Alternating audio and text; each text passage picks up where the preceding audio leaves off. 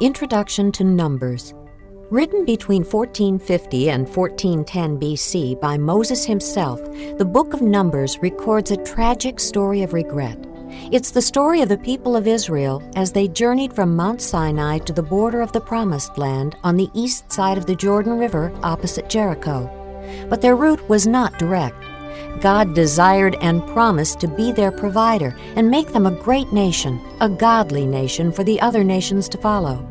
But when He tested their faithfulness to Him in the desert, they grumbled and rebelled, so God punished the people. Now they would have to wander in the vast desert of Sinai for 38 more years. A whole unbelieving generation died during that period of time. Then, after the wilderness years had passed, only their children would enjoy the fulfillment of entering the Promised Land, depending on God, their loving provider. Numbers, Chapter 1. The Lord spoke to Moses in the tent of meeting in the desert of Sinai on the first day of the second month of the second year after the Israelites came out of Egypt. He said, "Take a census of the whole Israelite community by their clans and families, listing every man by name, one by one. You and Aaron are to number by their divisions all the men in Israel 20 years old or more who are able to serve in the army. One man from each tribe, each the head of his family, is to help you. These are the names of the men who are to assist you. From Reuben, Elizur, son of Shedeur. From Simeon, Shelumiel, son of Zurishaddai. From Judah, Nahshon, son of Amminadab. From Issachar, Nathaniel, son of Zur. From Zebulun, Eliab, son of Helon. From the sons of Joseph, from Ephraim, Elishama, son of Ammihud. From Manasseh, Gamaliel, son of Pedazur. From Benjamin, Abidan, son of Gideoni. From Dan, Ahiezer, son of Ammishaddai. From Asher, Pagiel, son of Ochran. From Gad, Eliasaph, son of Duel. From Naphtali, Ahira, son of Enon. These were the men appointed from the community, the leaders of their ancestral tribes. They were the heads of the clans of Israel. Moses and Aaron took these men whose names had been given, and they called the whole community together on the first day of the second month. The people indicated their ancestry by their clans and families, and the men 20 years old or more were listed by name, one by one, as the Lord commanded Moses. And so he counted them in the desert of Sinai. From the descendants of Reuben, the firstborn son of Israel, all the men 20 years old or more who were able to serve in the army were listed by name, one by one, according to the records of their clans and families. The number from the tribe of Reuben was 46,500. From the descendants of Simeon, all the men 20 years old or more who were able to serve in the army were counted and listed by name, one by one, according to the records of their clans and families. The number from the tribe of Simeon was 59,300. From the descendants of Gad, all the men 20 years old or more who were able to serve in the army were listed by name according to the records of their clans and families. The number from the tribe of Gad was 45,650. From the descendants of Judah, all the men 20 years old or more who were able to serve in the army were listed by name according to the records of their clans and families. The number from the tribe of Judah was 74,600. From the descendants of Issachar, all the men 20 years old or more who were able to serve in the army were listed by name according to the records of their clans and families. The number from the tribe of Issachar was 54,400. From the descendants of Zebulun, all the men 20 years old or more who were able to serve in the army were listed by name according to the records of their clans and families. The number from the tribe of Zebulun was 57,400. From the sons of Joseph, from the descendants of Ephraim, all the men 20 years old or more who were able to serve in the army were listed by name according to the records of their clans and families. The number from the tribe of Ephraim was 40,500. From the descendants of Manasseh, all the men 20 years old or more who were able to serve in the army were listed by name according to the records of their clans and families. The number from the tribe of Manasseh was 32,200. From the descendants of Benjamin, all the men 20 years old or more who were able to serve in the army were listed by name according to the records of their clans and families. The number from the tribe of Benjamin was 35,400. From the descendants of Dan, all the men 20 years old or more who were able to serve in the army were listed by name according to the records of their clans and families. The number from the tribe of Dan was 62,700. From the descendants of Asher, all the men 20 years old or more who were able to serve in the army were listed by name according to the records of their clans and families. The number from the tribe of Asher was 41,500. From the descendants of Naphtali, all the men 20 years old or more who were able to serve in the army were listed by name according to the records of their clans and families. The number from the tribe of Naphtali was 53,400. These were the men counted by Moses and Aaron and the 12 leaders of Israel, each one representing his family. All the Israelites 20 years old or more who were able to serve in Israel's army were counted according to their families. The total number was 603,550. The families of the tribe of Levi, however, were not counted along with the others. The Lord had said to Moses, You must not count the tribe of Levi or include them in the census of the other Israelites. Instead, appoint the Levites to be in charge of the tabernacle of the testimony, over all its furnishings and everything belonging to it. They are to carry the tabernacle and all its furnishings. They are to take care of it and encamp around it. Whenever the tabernacle is to move, the Levites are to take it down, and whenever the tabernacle is to be set up, the Levites shall do it. Anyone else who goes near it shall be put to death. The Israelites are to set up their tents by divisions, each man in his own camp under his own standard. The Levites, however, are to set up their tents around the tabernacle of the testimony, so that wrath will not fall on the Israelite community. The Levites are to be responsible for the care of the tabernacle of the testimony. The Israelites did all this just as the Lord commanded Moses. Chapter 2. The Lord said to Moses and Aaron, The Israelites are to camp around the tent of meeting some distance from it, each man under his standard with the banners of his family. On the east, toward the sunrise, the divisions of the camp of Judah are to encamp under their standard. The leader of the people of Judah is Nahshon, son of Amminadab. His division numbers 74,600. The tribe of Issachar will camp next to them. The leader of the people of Issachar is Nathanael, son of Zur. His division numbers 54,400. The tribe of Zebulun will be next. The leader of the people of Zebulun is Eliab, son of Helon. His division numbers 57,400. All the men assigned to the camp of Judah, according to their divisions, number 186,400. They will set out first. On the south will be the divisions of the camp of Reuben under their standard. The leader of the people of Reuben is Elizur, son of Shedeur. His division numbers 46,500. The tribe of Simeon will camp next to them. The leader of the people of Simeon is Shelumiel, son of Zurishaddai. His division numbers 59,300. The tribe of Gad will be next. The leader of the people of Gad is Eliasaph, son of Duel. His division numbers 45,650. All the men assigned to the camp of Reuben, according to their divisions, number 151,450. They will set out second. Then the tent of meeting and the camp of the Levites will set out in the middle of the camps. They will set out in the same order as they encamp, each in his own place under his standard. On the west will be the divisions of the camp of Ephraim under their standard. The leader of the people of Ephraim is Elishama, son of Ammihud. His division numbers 40,500. The tribe of Manasseh will be next to them. The leader of the people of Manasseh is Gamaliel, son of Pedazur. His division numbers 32,200. The tribe of Benjamin will be next. The leader of the people of Benjamin is Abidan, son of Gideoni. His division numbers 35,400. All the men assigned to the camp of Ephraim, according to their divisions, number 108,100. They will set out third. On the north will be the divisions of the camp of Dan under their standard. The leader of the people of Dan is Ahiezer, son of Ammishaddai. His division numbers 62,700.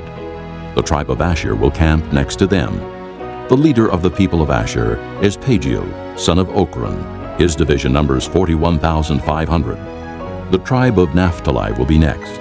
The leader of the people of Naphtali is Anhiru, son of Enan. His division numbers 53,400. All the men assigned to the camp of Dan number 157,600. They will set out last under their standards. These are the Israelites, counted according to their families. All those in the camps by their divisions number 603,550. The Levites, however, were not counted along with the other Israelites, as the Lord commanded Moses. So the Israelites did everything the Lord commanded Moses. That is the way they encamped under their standards, and that is the way they set out, each with his clan and family. Chapter 3. This is the account of the family of Aaron and Moses at the time the Lord talked with Moses on Mount Sinai. The names of the sons of Aaron were Nadab the firstborn and Abihu, Eleazar and Ithamar. Those were the names of Aaron's sons, the anointed priests, who were ordained to serve as priests. Nadab and Abihu, however, fell dead before the Lord when they made an offering with unauthorized fire before him in the desert of Sinai. They had no sons, so only Eleazar and Ithamar served as priests during the lifetime of their father Aaron. The Lord said to Moses, "Bring the tribe of Levi and present them to Aaron the priest to assist him. They are to perform duties for him and for the whole community at the tent of meeting by doing the work of the tabernacle. They are to take care of all the furnishings of the tent of meeting, fulfilling the obligations of the Israelites by doing the work of the tabernacle. Give the Levites to Aaron and his sons. They are the Israelites who are to be given wholly to him. Appoint Aaron and his sons to serve as priests. Anyone else who approaches the sanctuary must be put to death." The Lord also said to Moses, "I have taken the Levites from among the Israelites in place of the first male offspring of every Israelite woman. The Levites are mine, for all the firstborn are mine. When I struck down all the firstborn in Egypt, I set apart for myself every firstborn in Israel, whether man or animal. They are to be mine. I am the Lord." The Lord said to Moses in the desert of Sinai, "Count the Levites by their families and clans. Count every male a month old or more." So Moses counted them as he was commanded by the word of the Lord. These were the names of the sons of Levi: Gershon, Kohath, and Merari. These were the names of the Gershonite clans: Libni and Shimei. The Kohathite clans: Amram, Izhar, Hebron, and Uzziel. The Merarite clans: Malai and Mushi. These were the Levite clans according to their families. To Gershon belonged the clans of the Libnites and Shimeites. These were the Gershonite clans. The number of all the males a month old or more who were counted was 7,500. The Gershonite clans were to camp on the west behind the tabernacle. The leader of the families of the Gershonites was Eliasaph, son of Lael. At the tent of meeting, the Gershonites were responsible for the care of the tabernacle and tent, its coverings, the curtain at the entrance to the tent of meeting, the curtains of the courtyard, the curtain at the entrance to the courtyard surrounding the tabernacle and altar, and the ropes and everything related to their use. To Kohath belonged the clans of the Amramites, Izharites, Hebronites, and Uzzielites. These were the Kohathite clans. The number of all the males a month old or more was 8,600. The Kohathites were responsible for the care of the sanctuary. The Kohathite clans were to camp on the south side of the tabernacle. The leader of the families of the Kohathite clans was Elizaphan, son of Uzziel. They were responsible for the care of the ark, the table, the lampstand, the altars, the articles of the sanctuary used in ministering, the curtain, and everything related to their use. The chief leader of the Levites was Eleazar, son of Aaron the priest. He was appointed over those who were responsible for the care of the sanctuary. To Merari belonged the clans of the Malites and the Mushites. These were the Merarite clans. The number of all the males a month old or more who were counted was 6,200. The leader of the families of the Merarite clans was Zuriel, son of Abihail. They were to camp on the north side of the tabernacle. The Merarites were appointed to take care of the frames of the tabernacle, its crossbars, posts, bases, all its equipment, and everything related to their use, as well as the posts of the surrounding courtyard with their bases, tent pegs, and ropes. Moses and Aaron and his sons were to camp to the east of the tabernacle toward the sunrise in front of the tent of meeting. They were responsible for the care of the sanctuary on behalf of the Israelites. Anyone else who approached the sanctuary was to be put to death. The total number of Levites counted at the Lord's command by Moses and Aaron, according to their clans, including every male a month old or more, was 22,000. The Lord said to Moses, Count all the firstborn Israelite males who are a month old or more and make a list of their names. Take the Levites for me in place of all the firstborn of the Israelites, and the livestock of the Levites in place of all the firstborn of the livestock of the Israelites. I am the Lord. So Moses counted all the firstborn of the Israelites as the Lord commanded him. The total number of firstborn males a month old or more, listed by name, was 22,273. The Lord also said to Moses, Take the Levites in place of all the firstborn of Israel, and the livestock of the Levites in place of their livestock. The Levites are to be mine. I am the Lord. To redeem the 273 firstborn Israelites who exceed the number of the Levites, collect 5 shekels for each one, according to the sanctuary shekel, which weighs 20 gerahs. Give the money for the redemption of the additional Israelites to Aaron and his sons. So Moses collected the redemption money from those who exceeded the number redeemed by the Levites. From the firstborn of the Israelites, he collected silver weighing 1,365 shekels, according to the sanctuary shekel. Moses gave the redemption money to Aaron and his sons, as he was commanded by the word of the Lord. Chapter 4. The Lord said to Moses and Aaron, Take a census of the Kohathite branch of the Levites by their clans and families. Count all the men from 30 to 50 years of age who come to serve in the work in the tent of meeting. This is the work of the Kohathites in the tent of meeting, the care of the most holy things. When the camp is to move, Aaron and his sons are to go in and take down the shielding curtain and cover the ark of the testimony with it. Then they are to cover this with hides of sea cows. Spread a cloth of solid blue over that, and put the poles in place. Over the table of the presence they are to spread a blue cloth, and put on it the plates, dishes, and bowls, and the jars for drink offerings. The bread that is continually there is to remain on it. Over these they are to spread a scarlet cloth. Cover that with hides of sea cows, and put its poles in place. They are to take a blue cloth and cover the lampstand that is for light, together with its lamps, its wick trimmers and trays, and all its jars for the oil used to supply it. Then they are to wrap it and all its accessories in a covering of hides of sea cows, and put it on a carrying frame. Over the gold altar they are to spread a blue cloth, and cover that with hides of sea cows, and put its poles in place. They are to take all the articles used for ministering in the sanctuary, wrap them in a blue cloth, cover that with hides of sea cows, and put them on a carrying frame. They are to remove the ashes from the bronze altar and spread a purple cloth over it. Then they are to place on it all the utensils used for ministering at the altar, including the fire pans, meat forks, shovels, and sprinkling bowls. Over it they are to spread a covering of hides of sea cows, and put its poles in place. After Aaron and his sons have finished covering the holy furnishings and all the holy articles, and when the camp is ready to move, the Kohathites are to come to do the carrying. But they must not touch the holy things, or they will die. The Kohathites are to carry those things that are in the tent of meeting. Eleazar, son of Aaron, the priest, is to have charge of the oil for the light, the fragrant incense, the regular grain offering, and the anointing oil. He is to be in charge of the entire tabernacle and everything in it, including its holy furnishings and articles.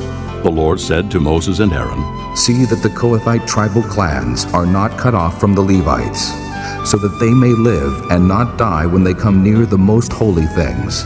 Do this for them. Aaron and his sons are to go into the sanctuary and assign to each man his work and what he is to carry. But the Kohathites must not go in to look at the holy things, even for a moment, or they will die. The Lord said to Moses, Take a census also of the Gershonites by their families and clans. Count all the men from 30 to 50 years of age who come to serve in the work at the tent of meeting. This is the service of the Gershonite clans as they work and carry burdens. They are to carry the curtains of the tabernacle, the tent of meeting, its covering, and the outer covering of hides of sea cows, the curtains for the entrance to the tent of meeting, the curtains of the courtyard surrounding the tabernacle and altar, the curtain for the entrance, the ropes and all the equipment used in its service. The Gershonites are to do all that needs to be done with these things. All their service, whether carrying or doing other work, is to be done under the direction of Aaron and his sons. You shall assign to them as their responsibility all they are to carry. This is the service of the Gershonite clans at the tent of meeting.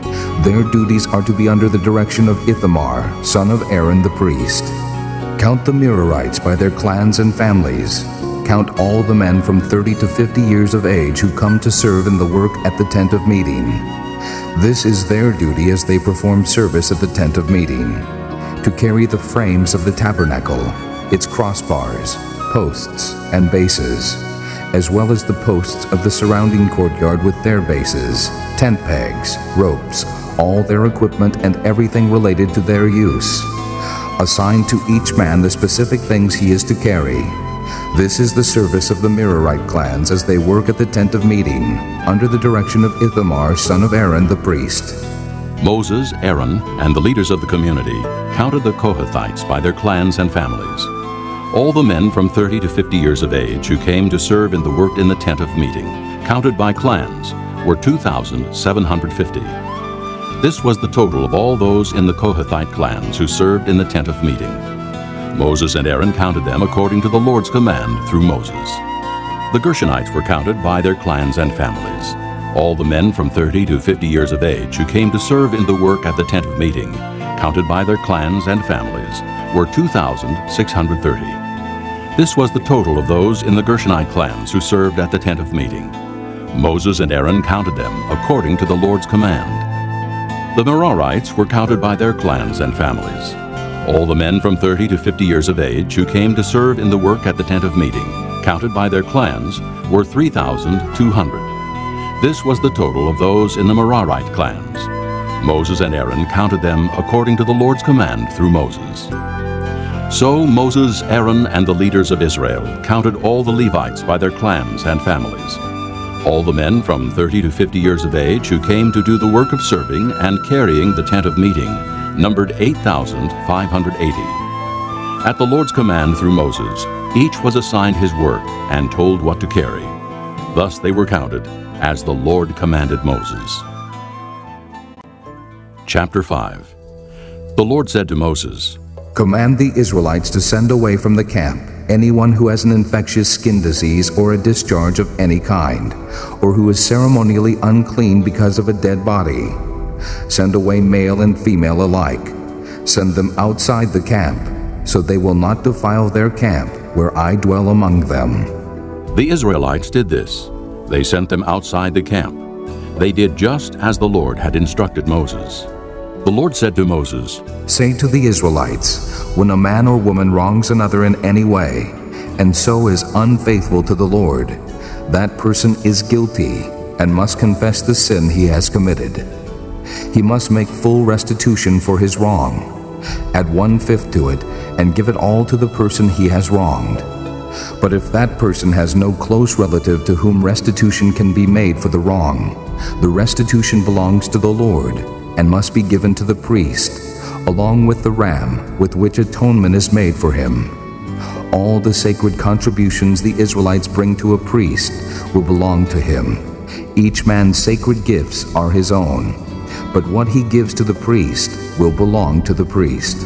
Then the Lord said to Moses, Speak to the Israelites and say to them, If a man's wife goes astray and is unfaithful to him by sleeping with another man, and this is hidden from her husband, and her impurity is undetected, since there is no witness against her, and she has not been caught in the act, and if feelings of jealousy come over her husband, and he suspects his wife, and she is impure, or if he is jealous and suspects her even though she is not impure, then he is to take his wife to the priest. He must also take an offering of 1/10 of an ephah of barley flour on her behalf. He must not pour oil on it or put incense on it, because it is a grain offering for jealousy, a reminder offering to draw attention to guilt. The priest shall bring her and have her stand before the Lord. Then he shall take some holy water in a clay jar, and put some dust from the tabernacle floor into the water. After the priest has had the woman stand before the Lord, he shall loosen her hair, and place in her hands the reminder offering, the grain offering for jealousy, while he himself holds the bitter water that brings a curse. Then the priest shall put the woman under oath, and say to her, "If no other man has slept with you, and you have not gone astray and become impure while married to your husband, may this bitter water that brings a curse not harm you. But if you have gone astray while married to your husband, and you have defiled yourself by sleeping with a man other than your husband, here the priest is to put the woman under this curse of the oath. May the Lord cause your people to curse and denounce you, when he causes your thigh to waste away, and your abdomen to swell. May this water that brings a curse enter your body, so that your abdomen swells, and your thigh wastes away." Then the woman is to say, "Amen. So be it." The priest is to write these curses on a scroll, and then wash them off into the bitter water. He shall have the woman drink the bitter water that brings a curse, and this water will enter her and cause bitter suffering. The priest is to take from her hands the grain offering for jealousy, wave it before the Lord, and bring it to the altar. The priest is then to take a handful of the grain offering as a memorial offering and burn it on the altar. After that, he is to have the woman drink the water. If she has defiled herself and been unfaithful to her husband, then when she is made to drink the water that brings a curse, it will go into her and cause bitter suffering. Her abdomen will swell, and her thigh waste away, and she will become accursed among her people. If, however, the woman has not defiled herself and is free from impurity, she will be cleared of guilt and will be able to have children. This then is the law of jealousy, when a woman goes astray and defiles herself while married to her husband, or when feelings of jealousy come over a man because he suspects his wife. The priest is to have her stand before the Lord, and is to apply this entire law to her. The husband will be innocent of any wrongdoing, but the woman will bear the consequences of her sin. Chapter 6. The Lord said to Moses, "Speak to the Israelites and say to them, if a man or woman wants to make a special vow, a vow of separation to the Lord as a Nazirite, he must abstain from wine and other fermented drink, and must not drink vinegar made from wine or from other fermented drink. He must not drink grape juice or eat grapes or raisins. As long as he is a Nazirite, he must not eat anything that comes from the grapevine, not even the seeds or skins. During the entire period of his vow of separation, no razor may be used on his head. He must be holy until the period of his separation to the Lord is over. He must let the hair of his head grow long. Throughout the period of his separation to the Lord, he must not go near a dead body. Even if his own father or mother or brother or sister dies, he must not make himself ceremonially unclean on account of them, because the symbol of his separation to God is on his head. Throughout the period of his separation, he is consecrated to the Lord. If someone dies suddenly in his presence, thus defiling the hair he has dedicated, he must shave his head on the day of his cleansing, the 7th day. Then on the 8th day he must bring 2 doves or 2 young pigeons to the priest at the entrance to the tent of meeting. The priest is to offer one as a sin offering, and the other as a burnt offering to make atonement for him, because he sinned by being in the presence of the dead body. That same day he is to consecrate his head. He must dedicate himself to the Lord for the period of his separation, and must bring a year-old male lamb as a guilt offering. The previous days do not count, because he became defiled during his separation. Now this is the law for the Nazirite when the period of his separation is over. He is to be brought to the entrance to the tent of meeting. There he is to present his offerings to the Lord: a year-old male lamb without defect for a burnt offering, a year-old ewe lamb without defect for a sin offering, a ram without defect for a fellowship offering, together with their grain offerings and drink offerings, and a basket of bread made without yeast, cakes made of fine flour mixed with oil, and wafers spread with oil. The priest is to present them before the Lord and make the sin offering and the burnt offering.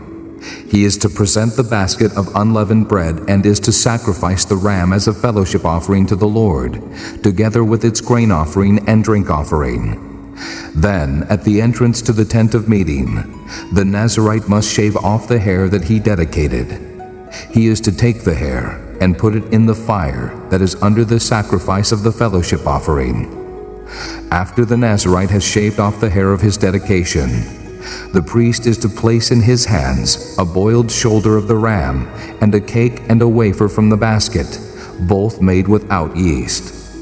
The priest shall then wave them before the Lord as a wave offering. They are holy and belong to the priest, together with the breast that was waved and the thigh that was presented. After that, the Nazirite may drink wine.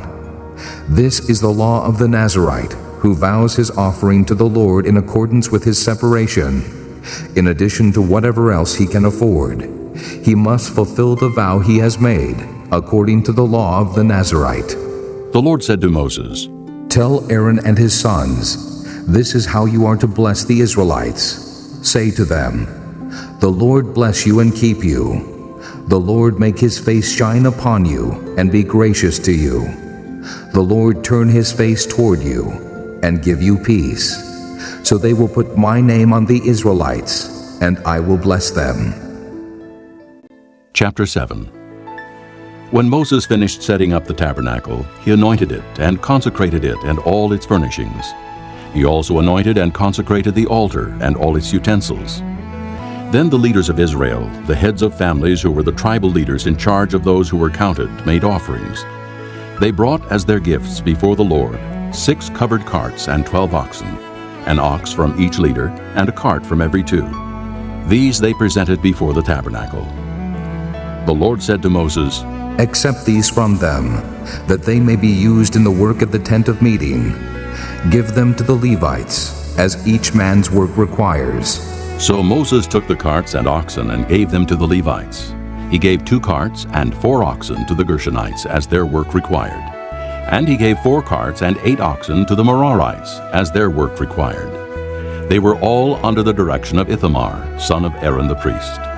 But Moses did not give any to the Kohathites, because they were to carry on their shoulders the holy things for which they were responsible.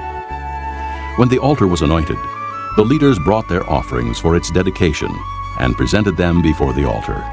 For the Lord had said to Moses, Each day, one leader is to bring his offering for the dedication of the altar.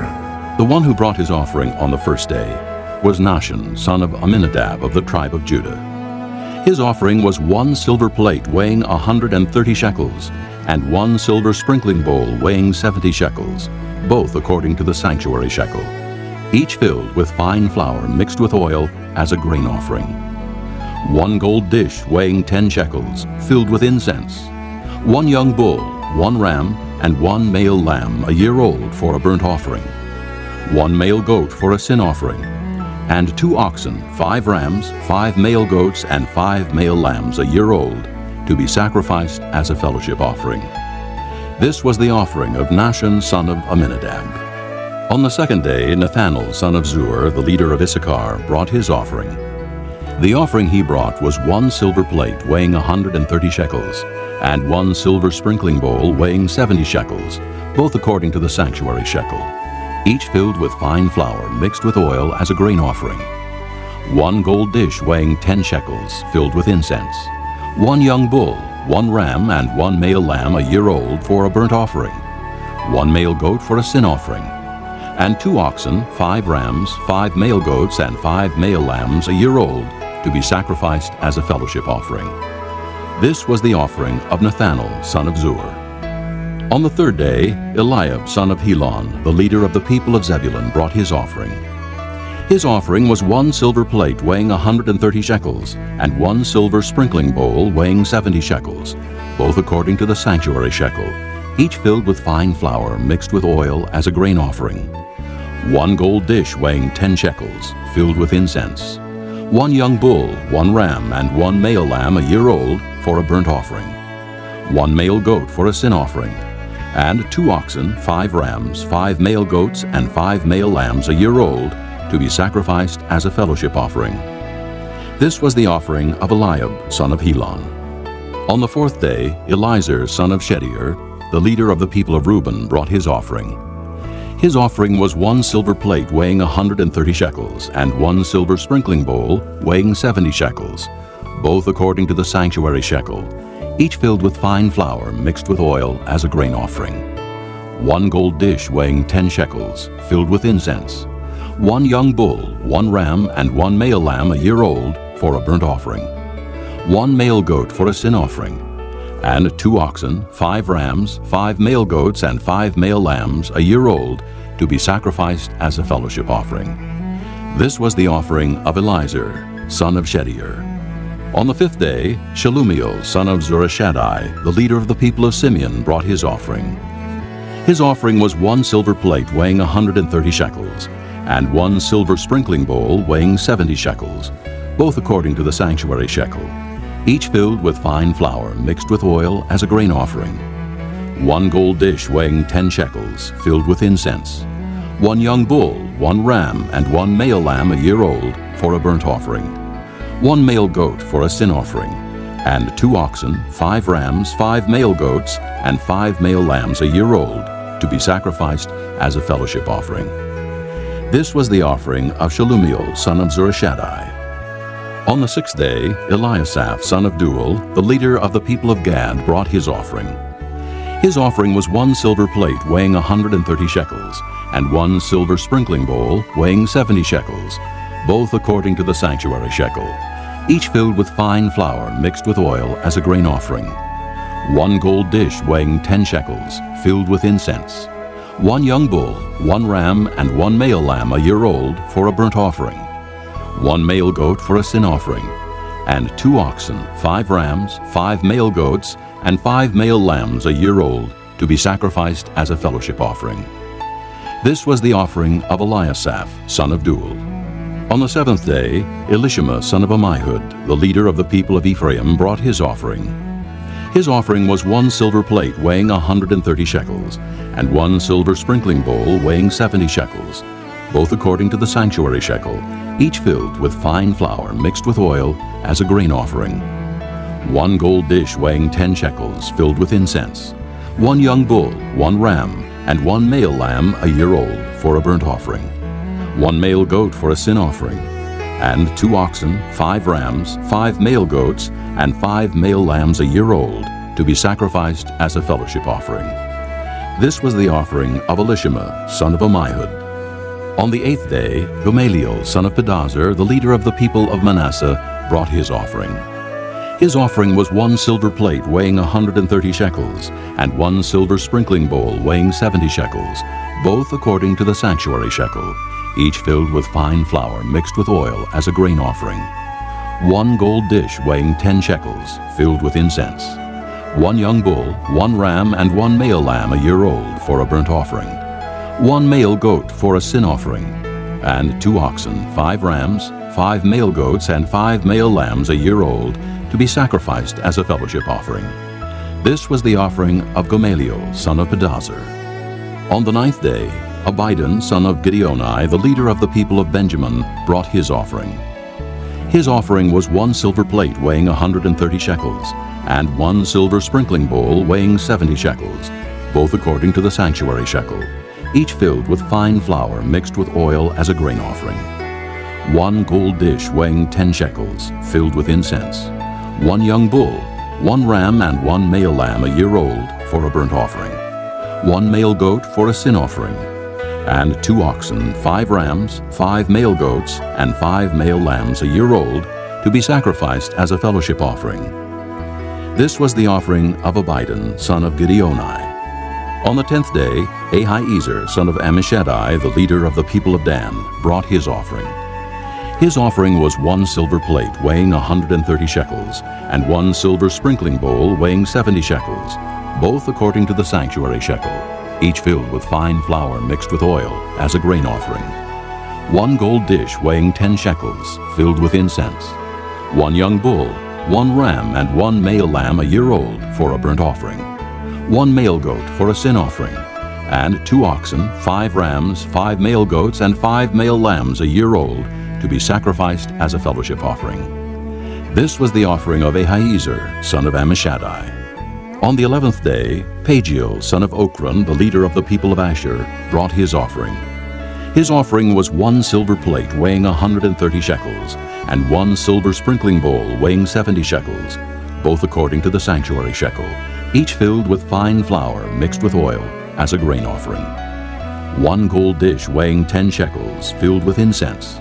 1 young bull, 1 ram, and 1 male lamb a year old for a burnt offering.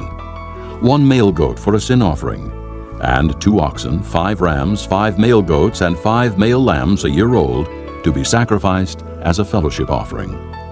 This was the offering of Pagiel, son of Ochran. On the 12th day, Ahira, son of Enan, the leader of the people of Naphtali, brought his offering. His offering was 1 silver plate weighing 130 shekels, and 1 silver sprinkling bowl weighing 70 shekels, both according to the sanctuary shekel, each filled with fine flour mixed with oil as a grain offering. 1 gold dish weighing 10 shekels, filled with incense.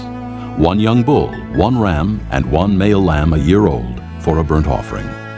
1 male goat for a sin offering, and 2 oxen, 5 rams, 5 male goats, and 5 male lambs a year old to be sacrificed as a fellowship offering. This was the offering of Ahira, son of Enan. These were the offerings of the Israelite leaders for the dedication of the altar when it was anointed: 12 silver plates, 12 silver sprinkling bowls, and 12 gold dishes. Each silver plate weighed 130 shekels, and each sprinkling bowl 70 shekels. Altogether, the silver dishes weighed 2,400 shekels according to the sanctuary shekel. The 12 gold dishes filled with incense weighed 10 shekels each according to the sanctuary shekel. Altogether, the gold dishes weighed 120 shekels. The total number of animals for the burnt offering came to 12 young bulls, 12 rams, and 12 male lambs a year old, together with their grain offering. 12 male goats were used for the sin offering. The total number of animals for the sacrifice of the fellowship offering came to 24 oxen, 60 rams, 60 male goats, and 60 male lambs a year old. These were the offerings for the dedication of the altar after it was anointed. When Moses entered the tent of meeting to speak with the Lord, he heard the voice speaking to him from between the 2 cherubim above the atonement cover on the ark of the testimony, and he spoke with him. Chapter 8.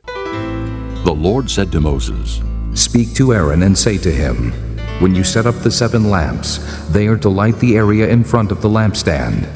Aaron did so.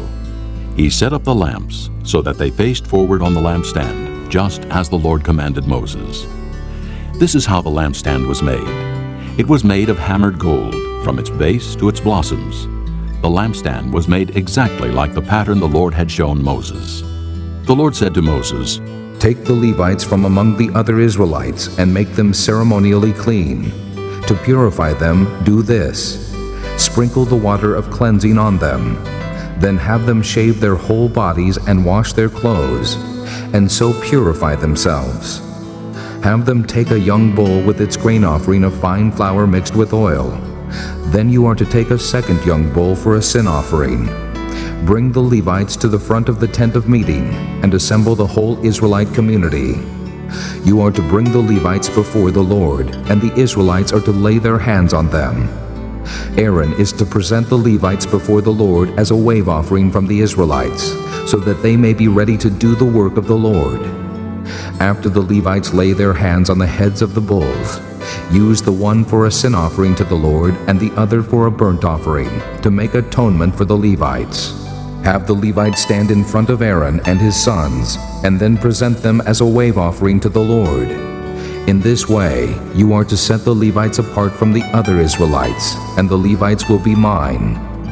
After you have purified the Levites and presented them as a wave offering, they are to come to do their work at the tent of meeting. They are the Israelites who are to be given wholly to me.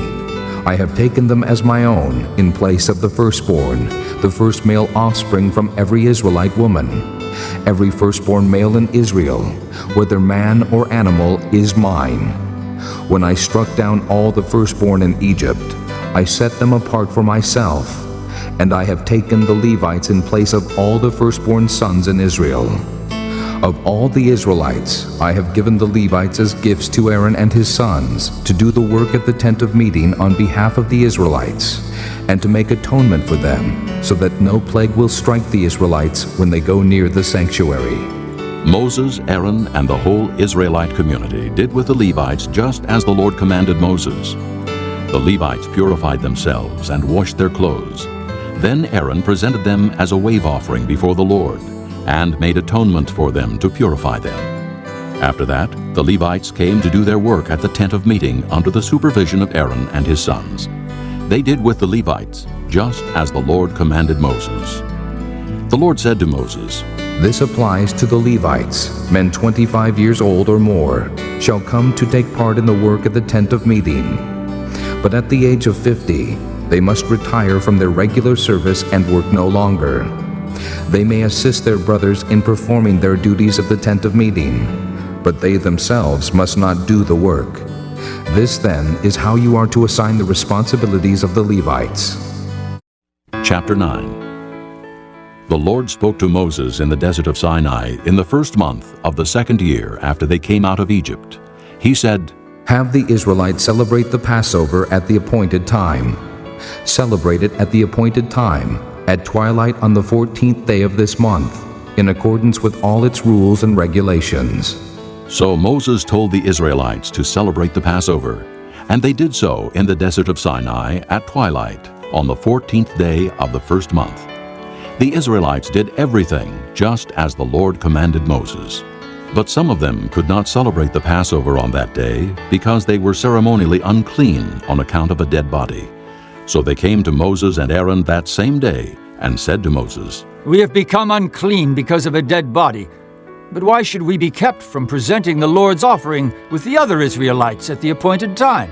Moses answered them, Wait until I find out what the Lord commands concerning you. Then the Lord said to Moses, Tell the Israelites, when any of you or your descendants are unclean because of a dead body, or are away on a journey, they may still celebrate the Lord's Passover.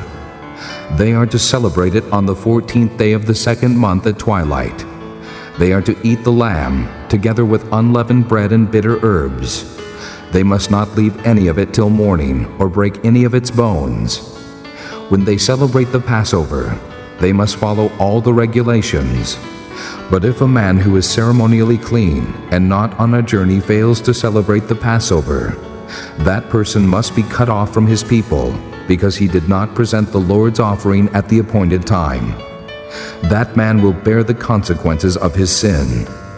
An alien living among you who wants to celebrate the Lord's Passover must do so in accordance with its rules and regulations.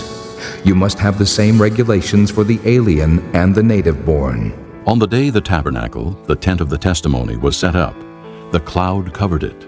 From evening till morning the cloud above the tabernacle looked like fire. That is how it continued to be. The cloud covered it, and at night it looked like fire. Whenever the cloud lifted from above the tent, the Israelites set out. Wherever the cloud settled, the Israelites encamped. At the Lord's command, the Israelites set out, and at his command they encamped. As long as the cloud stayed over the tabernacle, they remained in camp. When the cloud remained over the tabernacle a long time, the Israelites obeyed the Lord's order and did not set out. Sometimes the cloud was over the tabernacle only a few days. At the Lord's command, they would encamp, and then at his command they would set out. Sometimes the cloud stayed only from evening till morning, And when it lifted in the morning, they set out. Whether by day or by night, whenever the cloud lifted, they set out. Whether the cloud stayed over the tabernacle for 2 days, or a month, or a year, the Israelites would remain in camp and not set out. But when it lifted, they would set out. At the Lord's command they encamped, and at the Lord's command they set out. They obeyed the Lord's order, in accordance with his command through Moses. Chapter 10. The Lord said to Moses, Make 2 trumpets of hammered silver, and use them for calling the community together, and for having the camp set out. When both are sounded, the whole community is to assemble before you at the entrance to the tent of meeting. If only one is sounded, the leaders, the heads of the clans of Israel, are to assemble before you. When a trumpet blast is sounded, the tribes camping on the east are to set out. At the sounding of a second blast, the camps on the south are to set out. The blast will be the signal for setting out. To gather the assembly, blow the trumpets, but not with the same signal. The sons of Aaron, the priests, are to blow the trumpets. This is to be a lasting ordinance for you and the generations to come. When you go into battle in your own land against an enemy who is oppressing you, sound a blast on the trumpets. Then you will be remembered by the Lord your God and rescued from your enemies. Also, at your times of rejoicing, your appointed feasts and new moon festivals, you are to sound the trumpets over your burnt offerings and fellowship offerings, and they will be a memorial for you before your God. I am the Lord your God.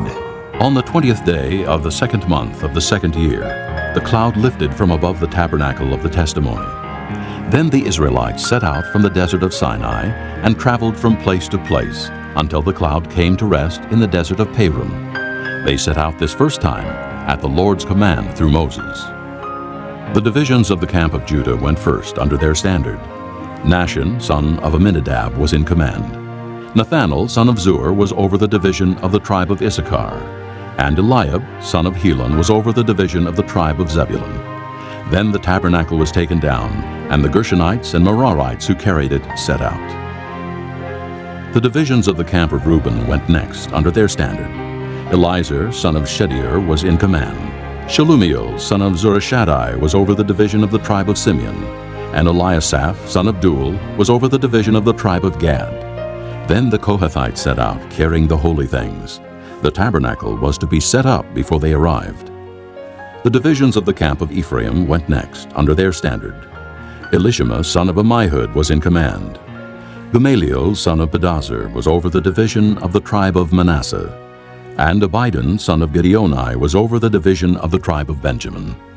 Finally, as the rear guard for all the units, the divisions of the camp of Dan set out under their standard. Ahiezer, son of Ammishaddai, was in command. Pagiel, son of Ochran, was over the division of the tribe of Asher, and Ahira, son of Enan, was over the division of the tribe of Naphtali. This was the order of march for the Israelite divisions as they set out. Now Moses said to Hobab, son of Reuel the Midianite, Moses' father-in-law, We are setting out for the place about which the Lord said, I will give it to you. Come with us, and we will treat you well, for the Lord has promised good things to Israel. He answered, No, I will not go. I am going back to my own land and my own people. But Moses said, Please do not leave us. You know where we should camp in the desert, and you can be our eyes. If you come with us, we will share with you whatever good things the Lord gives us. So they set out from the mountain of the Lord and traveled for 3 days. The ark of the covenant of the Lord went before them during those 3 days to find them a place to rest. The cloud of the Lord was over them by day when they set out from the camp. Whenever the ark set out, Moses said, Rise up, O Lord. May your enemies be scattered. May your foes flee before you. Whenever it came to rest, he said, Return, O Lord, to the countless thousands of Israel. Chapter 11. Now the people complained about their hardships in the hearing of the Lord, and when he heard them, his anger was aroused. Then fire from the Lord burned among them and consumed some of the outskirts of the camp. When the people cried out to Moses, he prayed to the Lord, and the fire died down. So that place was called Taberah, because fire from the Lord had burned among them. The rabble with them began to crave other food, and again the Israelites started wailing and said, If only we had meat to eat! We remember the fish we ate in Egypt at no cost. Also the cucumbers, melons, leeks, onions, and garlic. But now we have lost our appetite. We never see anything but this manna. The manna was like coriander seed and looked like resin. The people went around gathering it and then ground it in a hand mill or crushed it in a mortar. They cooked it in a pot or made it into cakes, and it tasted like something made with olive oil. When the dew settled on the camp at night, the manna also came down. Moses heard the people of every family wailing, each at the entrance to his tent. The Lord became exceedingly angry, and Moses was troubled. He asked the Lord, Why have you brought this trouble on your servant? What have I done to displease you, that you put the burden of all these people on me? Did I conceive all these people? Did I give them birth? Why do you tell me to carry them in my arms, as a nurse carries an infant, to the land you promised on oath to their forefathers? Where can I get meat for all these people? They keep wailing to me, Give us meat to eat. I cannot carry all these people by myself. The burden is too heavy for me. If this is how you are going to treat me, put me to death right now, if I have found favor in your eyes, and do not let me face my own ruin. The Lord said to Moses, Bring me 70 of Israel's elders, who are known to you as leaders and officials among the people. Have them come to the tent of meeting, that they may stand there with you.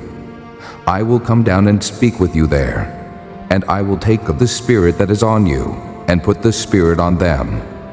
They will help you carry the burden of the people, so that you will not have to carry it alone. Tell the people, Consecrate yourselves in preparation for tomorrow, when you will eat meat. The Lord heard you when you wailed, If only we had meat to eat. We were better off in Egypt. Now the Lord will give you meat, and you will eat it. You will not eat it for just 1 day or 2 days, or 5, 10, or 20 days, but for a whole month, until it comes out of your nostrils and you loathe it, because you have rejected the Lord who is among you, and have wailed before him, saying, Why did we ever leave Egypt? But Moses said, Here I am among 600,000 men on foot, and you say, I will give them meat to eat for a whole month. Would they have enough if flocks and herds were slaughtered for them? Would they have enough if all the fish in the sea were caught for them? The Lord answered Moses, Is the Lord's arm too short? You will now see whether or not what I say will come true for you. So Moses went out and told the people what the Lord had said. He brought together 70 of their elders and had them stand around the tent. Then the Lord came down in the cloud and spoke with him. And he took of the Spirit that was on him and put the Spirit on the 70 elders. When the Spirit rested on them, they prophesied, but they did not do so again.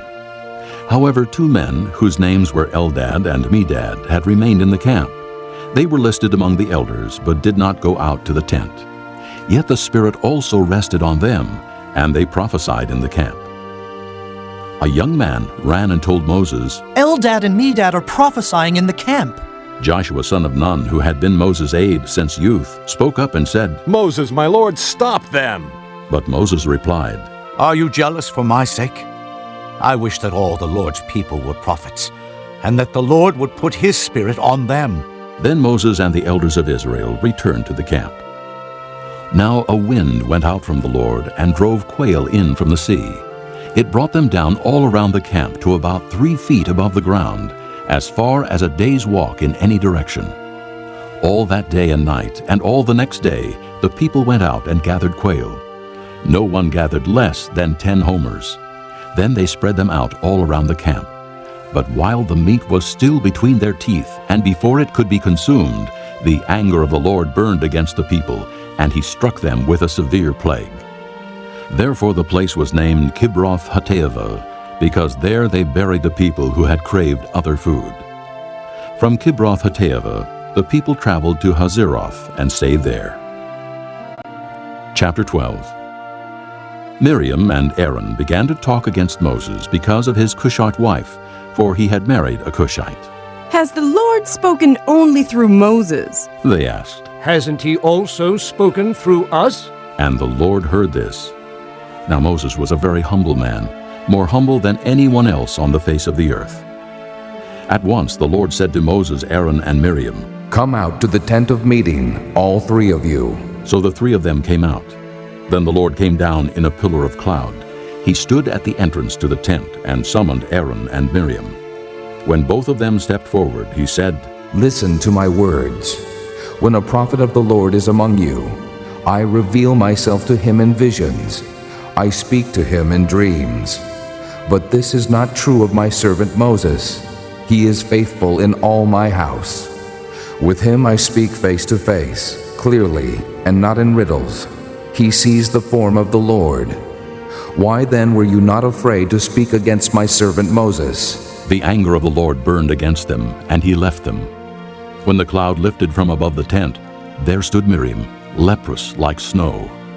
Aaron turned toward her and saw that she had leprosy, and he said to Moses, Please, my Lord, do not hold against us the sin we have so foolishly committed. Do not let her be like a stillborn infant, coming from its mother's womb with its flesh half eaten away. So Moses cried out to the Lord. O God, please heal her. The Lord replied to Moses, If her father had spit in her face, would she not have been in disgrace for 7 days? Confine her outside the camp for 7 days. After that, she can be brought back. So Miriam was confined outside the camp for 7 days, and the people did not move on till she was brought back. After that, the people left Hazeroth and encamped in the desert of Paran. Chapter 13. The Lord said to Moses, Send some men to explore the land of Canaan, which I am giving to the Israelites. From each ancestral tribe, send one of its leaders. So at the Lord's command, Moses sent them out from the desert of Paran. All of them were leaders of the Israelites. These are their names. From the tribe of Reuben, Shammua, son of Zachar. From the tribe of Simeon, Shaphat, son of Hori. From the tribe of Judah, Caleb, son of Jephunneh. From the tribe of Issachar, Igal, son of Joseph. From the tribe of Ephraim, Hoshea, son of Nun. From the tribe of Benjamin, Paltai, son of Raphu. From the tribe of Zebulun, Gadiel, son of Sodai. From the tribe of Manasseh, a tribe of Joseph, Gadai, son of Susai. From the tribe of Dan, Amiel, son of Gemalli.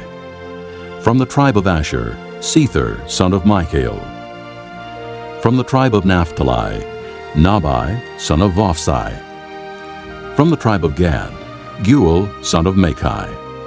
These are the names of the men Moses sent to explore the land. Moses gave Hoshea, son of Nun, the name Joshua. When Moses sent them to explore Canaan, he said, Go up through the Negev and on into the hill country. See what the land is like, and whether the people who live there are strong or weak, few or many. What kind of land do they live in? Is it good or bad? What kind of towns do they live in? Are they unwalled or fortified? How is the soil? Is it fertile or poor?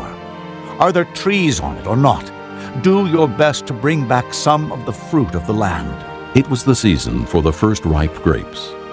So they went up and explored the land from the desert of Zin as far as Rehob toward Lebo-Hamath. They went up through the Negev and came to Hebron, where Ahiman, Sheshai, and Talmai, the descendants of Anak, lived.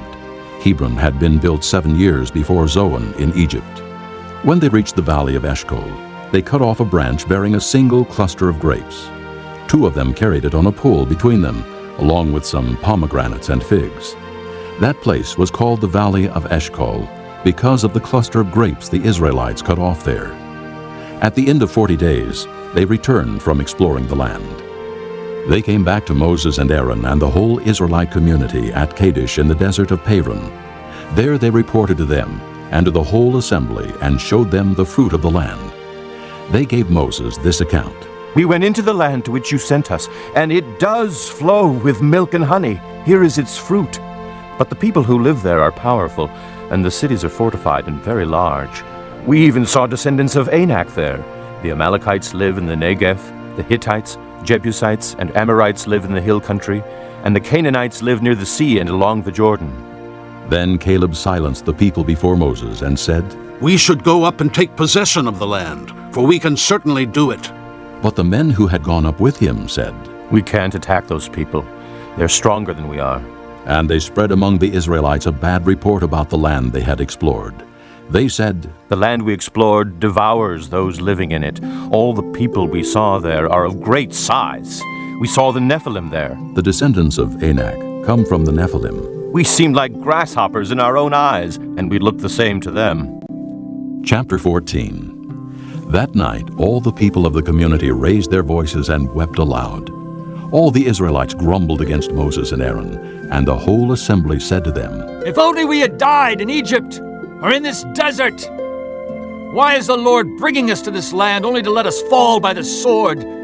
Our wives and children will be taken as plunder. Wouldn't it be better for us to go back to Egypt? And they said to each other, We should choose a leader and go back to Egypt. Then Moses and Aaron fell face down in front of the whole Israelite assembly gathered there. Joshua son of Nun and Caleb son of Jephunneh, who were among those who had explored the land, tore their clothes and said to the entire Israelite assembly, The land we passed through and explored is exceedingly good. If the Lord is pleased with us, He will lead us into that land, a land flowing with milk and honey, and will give it to us. Only do not rebel against the Lord, and do not be afraid of the people of the land, because we will swallow them up. Their protection is gone, but the Lord is with us. Do not be afraid of them. But the whole assembly talked about stoning them. Then the glory of the Lord appeared at the tent of meeting to all the Israelites. The Lord said to Moses, How long will these people treat me with contempt? How long will they refuse to believe in me, in spite of all the miraculous signs I have performed among them? I will strike them down with a plague and destroy them, but I will make you into a nation greater and stronger than they. Moses said to the Lord, Then the Egyptians will hear about it. By your power you brought these people up from among them, and they will tell the inhabitants of this land about it. They have already heard that you, O Lord, are with these people, and that you, O Lord, have been seen face to face, that your cloud stays over them, and that you go before them in a pillar of cloud by day, and a pillar of fire by night. If you put these people to death all at one time, the nations who have heard this report about you will say, The Lord was not able to bring these people into the land He promised them on oath, so He slaughtered them in the desert. Now may the Lord's strength be displayed, just as you have declared. The Lord is slow to anger, abounding in love and forgiving sin and rebellion. Yet He does not leave the guilty unpunished. He punishes the children for the sin of the fathers, to the third and fourth generation. In accordance with your great love, forgive the sin of these people, just as you have pardoned them from the time they left Egypt until now. The Lord replied, I have forgiven them as you asked. Nevertheless, as surely as I live, and as surely as the glory of the Lord fills the whole earth, not one of the men who saw my glory and the miraculous signs I performed in Egypt and in the desert, but who disobeyed me and tested me 10 times, not one of them will ever see the land I promised on oath to their forefathers. No one who has treated me with contempt will ever see it. But because my servant Caleb has a different spirit and follows me wholeheartedly, I will bring him into the land he went to, and his descendants will inherit it. Since the Amalekites and Canaanites are living in the valleys, turn back tomorrow and set out toward the desert along the route to the Red Sea. The Lord said to Moses and Aaron, How long will this wicked community grumble against me? I have heard the complaints of these grumbling Israelites. So tell them, As surely as I live, declares the Lord, I will do to you the very things I heard you say. In this desert, your bodies will fall, every one of you, 20 years old or more, who was counted in the census and who has grumbled against me. Not one of you will enter the land I swore with uplifted hand to make your home, except Caleb, son of Jephunneh, and Joshua, son of Nun. As for your children that you said would be taken as plunder, I will bring them in to enjoy the land you have rejected. But you your bodies will fall in this desert. Your children will be shepherds here for 40 years, suffering for your unfaithfulness, until the last of your bodies lies in the desert. For 40 years, 1 year for each of the 40 days you explored the land. You will suffer for your sins and know what it is like to have me against you.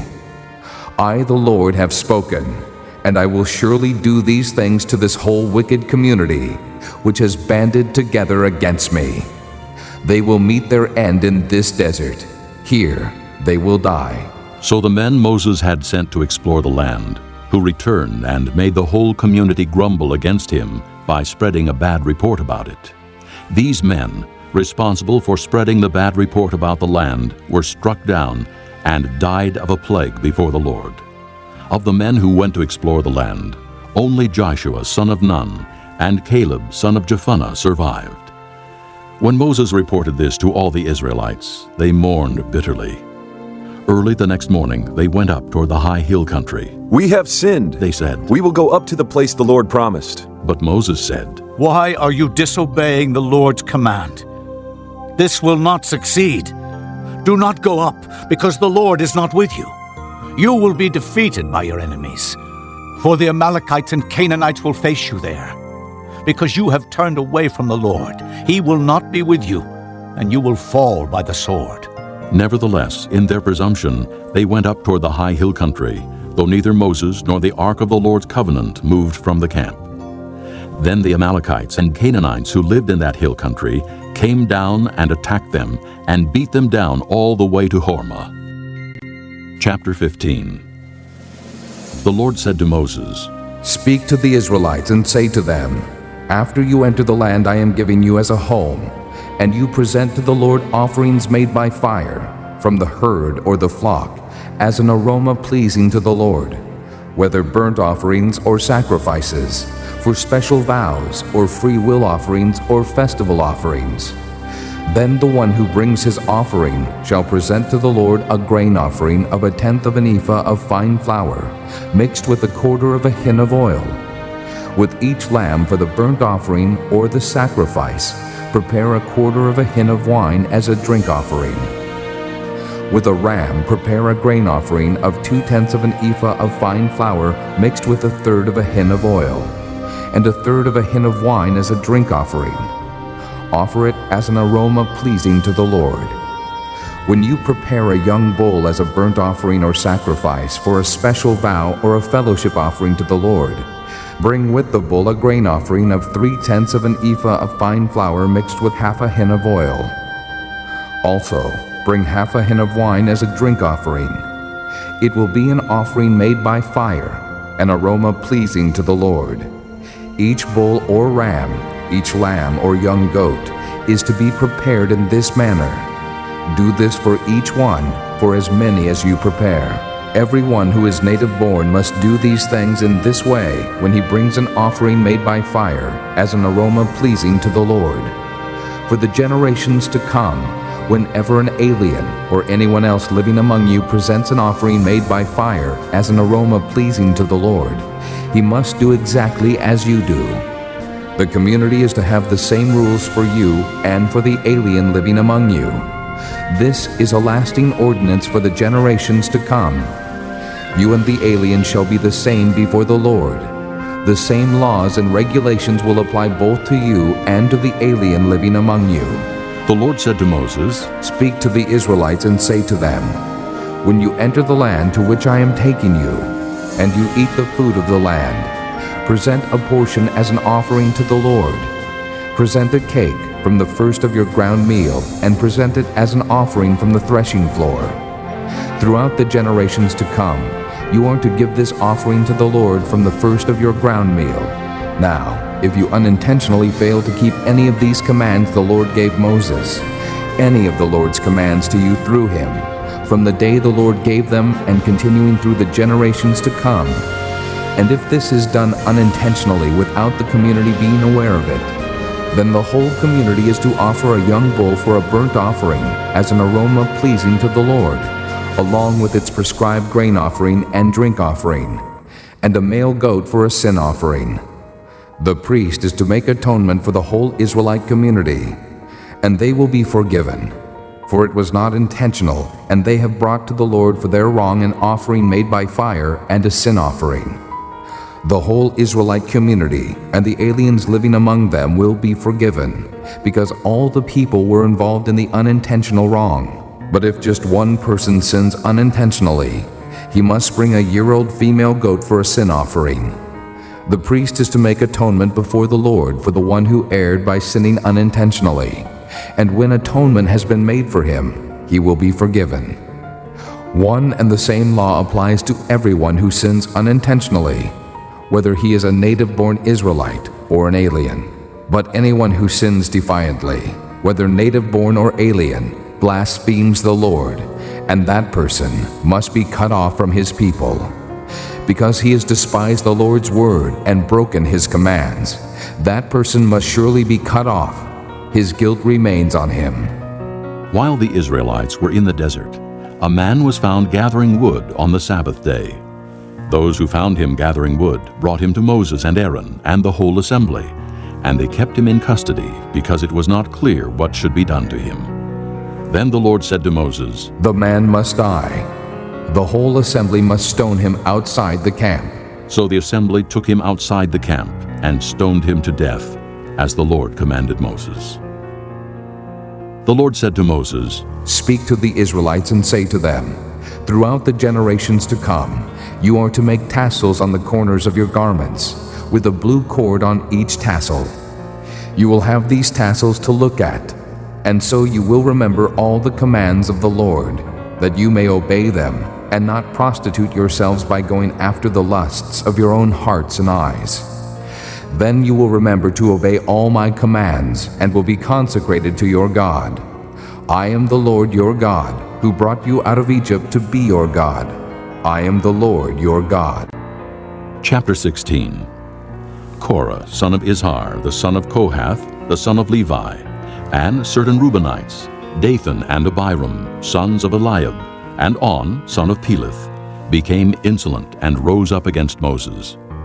With them were 250 Israelite men, well-known community leaders who had been appointed members of the council. They came as a group to oppose Moses and Aaron, and said to them, "You have gone too far. The whole community is holy, every one of them, and the Lord is with them. Why then do you set yourselves above the Lord's assembly?" When Moses heard this, he fell face down. Then he said to Korah and all his followers, "In the morning, the Lord will show who belongs to him and who is holy, and he will have that person come near him. The man he chooses, he will cause to come near him. You, Korah, and all your followers are to do this. Take censers, and tomorrow put fire and incense in them before the Lord. The man the Lord chooses will be the one who is holy. You Levites have gone too far." Moses also said to Korah, "Now listen, you Levites. Isn't it enough for you that the God of Israel has separated you from the rest of the Israelite community and brought you near himself to do the work at the Lord's tabernacle and to stand before the community and minister to them? He has brought you and all your fellow Levites near himself, but now you are trying to get the priesthood too. It is against the Lord that you and all your followers have banded together. Who is Aaron that you should grumble against him?" Then Moses summoned Dathan and Abiram, the sons of Eliab. But they said, "We will not come. Isn't it enough that you have brought us up out of a land flowing with milk and honey to kill us in the desert? And now you also want to lord it over us? Moreover, you haven't brought us into a land flowing with milk and honey, or given us an inheritance of fields and vineyards. Will you gouge out the eyes of these men? No, we will not come." Then Moses became very angry and said to the Lord, "Do not accept their offering. I have not taken so much as a donkey from them, nor have I wronged any of them." Moses said to Korah, "You and all your followers are to appear before the Lord tomorrow, you and they and Aaron. Each man is to take his censer and put incense in it, 250 censers in all, and present it before the Lord. You and Aaron are to present your censers also." So each man took his censer, put fire and incense in it, and stood with Moses and Aaron at the entrance to the tent of meeting. When Korah had gathered all his followers in opposition to them at the entrance to the tent of meeting, the glory of the Lord appeared to the entire assembly. The Lord said to Moses and Aaron, "Separate yourselves from this assembly, so I can put an end to them at once." But Moses and Aaron fell face down and cried out, O God, God of the spirits of all mankind, will you be angry with the entire assembly when only one man sins? Then the Lord said to Moses, "Say to the assembly, move away from the tents of Korah, Dathan, and Abiram." Moses got up and went to Dathan and Abiram, and the elders of Israel followed him. He warned the assembly, Move back from the tents of these wicked men. Do not touch anything belonging to them, or you will be swept away because of all their sins. So they moved away from the tents of Korah, Dathan, and Abiram. Dathan and Abiram had come out and were standing with their wives, children, and little ones at the entrances to their tents. Then Moses said, This is how you will know that the Lord has sent me to do all these things, and that it was not my idea. If these men die a natural death and experience only what usually happens to men, then the Lord has not sent me. But if the Lord brings about something totally new, and the earth opens its mouth and swallows them with everything that belongs to them, and they go down alive into the grave, then you will know that these men have treated the Lord with contempt. As soon as he finished saying all this, the ground under them split apart, and the earth opened its mouth and swallowed them with their households and all Korah's men and all their possessions. They went down alive into the grave with everything they owned. The earth closed over them, and they perished and were gone from the community. At their cries, all the Israelites around them fled, shouting, "The earth is going to swallow us too!" And fire came out from the Lord and consumed the 250 men who were offering the incense. The Lord said to Moses, "Tell Eleazar, son of Aaron the priest, to take the censers out of the smoldering remains and scatter the coals some distance away, for the censers are holy, the censers of the men who sinned at the cost of their lives. Hammer the censers into sheets to overlay the altar, for they were presented before the Lord and have become holy. Let them be assigned to the Israelites." So Eleazar the priest collected the bronze censers brought by those who had been burned up, and he had them hammered out to overlay the altar, as the Lord directed him through Moses. This was to remind the Israelites that no one except a descendant of Aaron should come to burn incense before the Lord, or he would become like Korah and his followers. The next day the whole Israelite community grumbled against Moses and Aaron. "You have killed the Lord's people," they said. But when the assembly gathered in opposition to Moses and Aaron and turned toward the tent of meeting, suddenly the cloud covered it, and the glory of the Lord appeared. Then Moses and Aaron went to the front of the tent of meeting, and the Lord said to Moses, "Get away from this assembly, so I can put an end to them at once." And they fell face down. Then Moses said to Aaron, Take your censer and put incense in it, along with fire from the altar, and hurry to the assembly to make atonement for them. Wrath has come out from the Lord.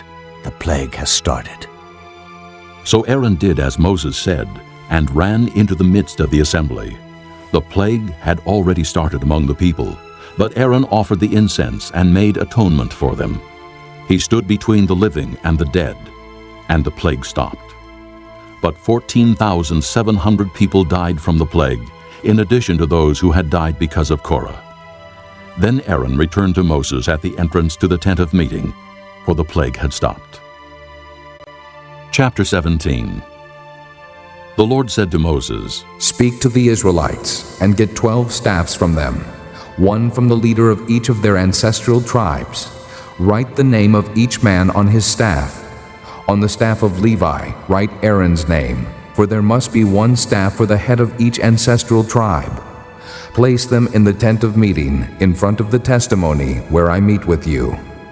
The staff belonging to the man I choose will sprout, and I will rid myself of this constant grumbling against you by the Israelites." So Moses spoke to the Israelites, and their leaders gave him 12 staffs, one for the leader of each of their ancestral tribes, and Aaron's staff was among them.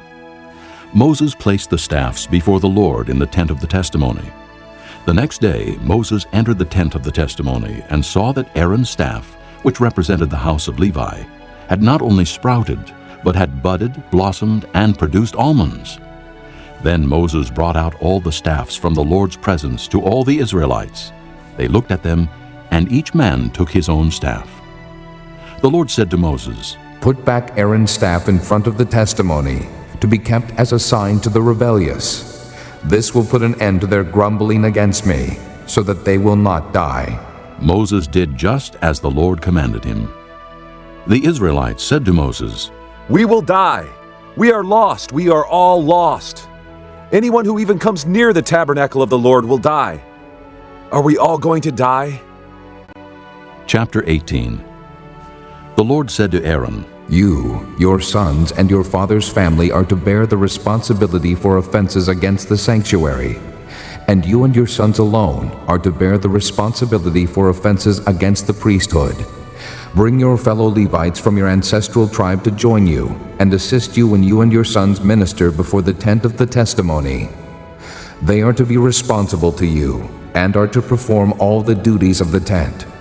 But they must not go near the furnishings of the sanctuary or the altar, or both they and you will die. They are to join you and be responsible for the care of the tent of meeting, all the work at the tent, and no one else may come near where you are. You are to be responsible for the care of the sanctuary and the altar, so that wrath will not fall on the Israelites again. I myself have selected your fellow Levites from among the Israelites as a gift to you, dedicated to the Lord to do the work at the tent of meeting. But only you and your sons may serve as priests in connection with everything at the altar and inside the curtain. I am giving you the service of the priesthood as a gift. Anyone else who comes near the sanctuary must be put to death.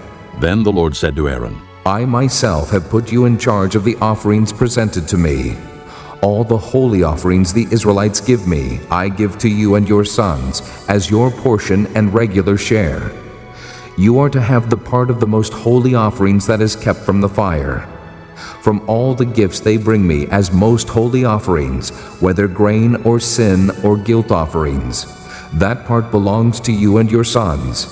Eat it as something most holy. Every male shall eat it. You must regard it as holy. This also is yours, whatever is set aside from the gifts of all the wave offerings of the Israelites. I give this to you and your sons and daughters as your regular share. Everyone in your household who is ceremonially clean may eat it. I give you all the finest olive oil, and all the finest new wine and grain they give the Lord as the first fruits of their harvest. All the land's first fruits that they bring to the Lord will be yours. Everyone in your household who is ceremonially clean may eat it. Everything in Israel that is devoted to the Lord is yours. The first offspring of every womb, both man and animal, that is offered to the Lord is yours. But you must redeem every firstborn son and every firstborn male of unclean animals. When they are a month old, you must redeem them at the redemption price set at 5 shekels of silver, according to the sanctuary shekel, which weighs 20 gerahs. But you must not redeem the firstborn of an ox, a sheep, or a goat. They are holy. Sprinkle their blood on the altar and burn their fat as an offering made by fire, an aroma pleasing to the Lord. Their meat is to be yours, just as the breast of the wave offering and the right thigh are yours. Whatever is set aside from the holy offerings the Israelites present to the Lord, I give to you and your sons and daughters as your regular share. It is an everlasting covenant of salt before the Lord for both you and your offspring. The Lord said to Aaron, You will have no inheritance in their land, nor will you have any share among them. I am your share and your inheritance among the Israelites. I give to the Levites all the tithes in Israel as their inheritance in return for the work they do while serving at the tent of meeting. From now on, the Israelites must not go near the tent of meeting, or they will bear the consequences of their sin and will die. It is the Levites who are to do the work at the tent of meeting and bear the responsibility for offenses against it. This is a lasting ordinance for the generations to come. They will receive no inheritance among the Israelites.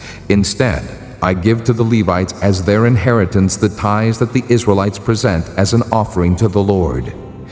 That is why I said concerning them, they will have no inheritance among the Israelites. The Lord said to Moses, Speak to the Levites and say to them, When you receive from the Israelites the tithe I give you as your inheritance, you must present a tenth of that tithe as the Lord's offering. Your offering will be reckoned to you as grain from the threshing floor or juice from the winepress. In this way, you also will present an offering to the Lord from all the tithes you receive from the Israelites. From these tithes, you must give the Lord's portion to Aaron the priest. You must present as the Lord's portion the best and holiest part of everything given to you. Say to the Levites, When you present the best part, it will be reckoned to you as the product of the threshing floor or the winepress. You and your households may eat the rest of it anywhere, for it is your wages for your work at the tent of meeting. By presenting the best part of it, you will not be guilty in this matter. Then you will not defile the holy offerings of the Israelites, and you will not die. Chapter 19. The Lord said to Moses and Aaron, This is a requirement of the law that the Lord has commanded. Tell the Israelites to bring you a red heifer without defect or blemish, and that has never been under a yoke. Give it to Eleazar the priest. It is to be taken outside the camp and slaughtered in his presence. Then Eleazar the priest is to take some of its blood on his finger and sprinkle it 7 times toward the front of the tent of meeting. While he watches, the heifer is to be burned, its hide, flesh, blood, and offal. The priest is to take some cedar wood, hyssop, and scarlet wool, and throw them onto the burning heifer. After that, the priest must wash his clothes and bathe himself with water. He may then come into the camp, but he will be ceremonially unclean till evening. The man who burns it must also wash his clothes and bathe with water, and he too will be unclean till evening. A man who is clean shall gather up the ashes of the heifer and put them in a ceremonially clean place outside the camp. They shall be kept by the Israelite community for use in the water of cleansing. It is for purification from sin. The man who gathers up the ashes of the heifer must also wash his clothes, and he too will be unclean till evening. This will be a lasting ordinance, both for the Israelites and for the aliens living among them. Whoever touches the dead body of anyone will be unclean for 7 days. He must purify himself with the water on the 3rd day and on the 7th day. Then he will be clean. But if he does not purify himself on the 3rd and 7th days, he will not be clean. Whoever touches the dead body of anyone and fails to purify himself defiles the Lord's tabernacle. That person must be cut off from Israel. Because the water of cleansing has not been sprinkled on him, he is unclean. His uncleanness remains on him. This is the law that applies when a person dies in a tent. Anyone who enters the tent and anyone who is in it will be unclean for 7 days. And every open container without a lid fastened on it will be unclean. Anyone out in the open who touches someone who has been killed with a sword, or someone who has died a natural death, or anyone who touches a human bone or a grave will be unclean for 7 days.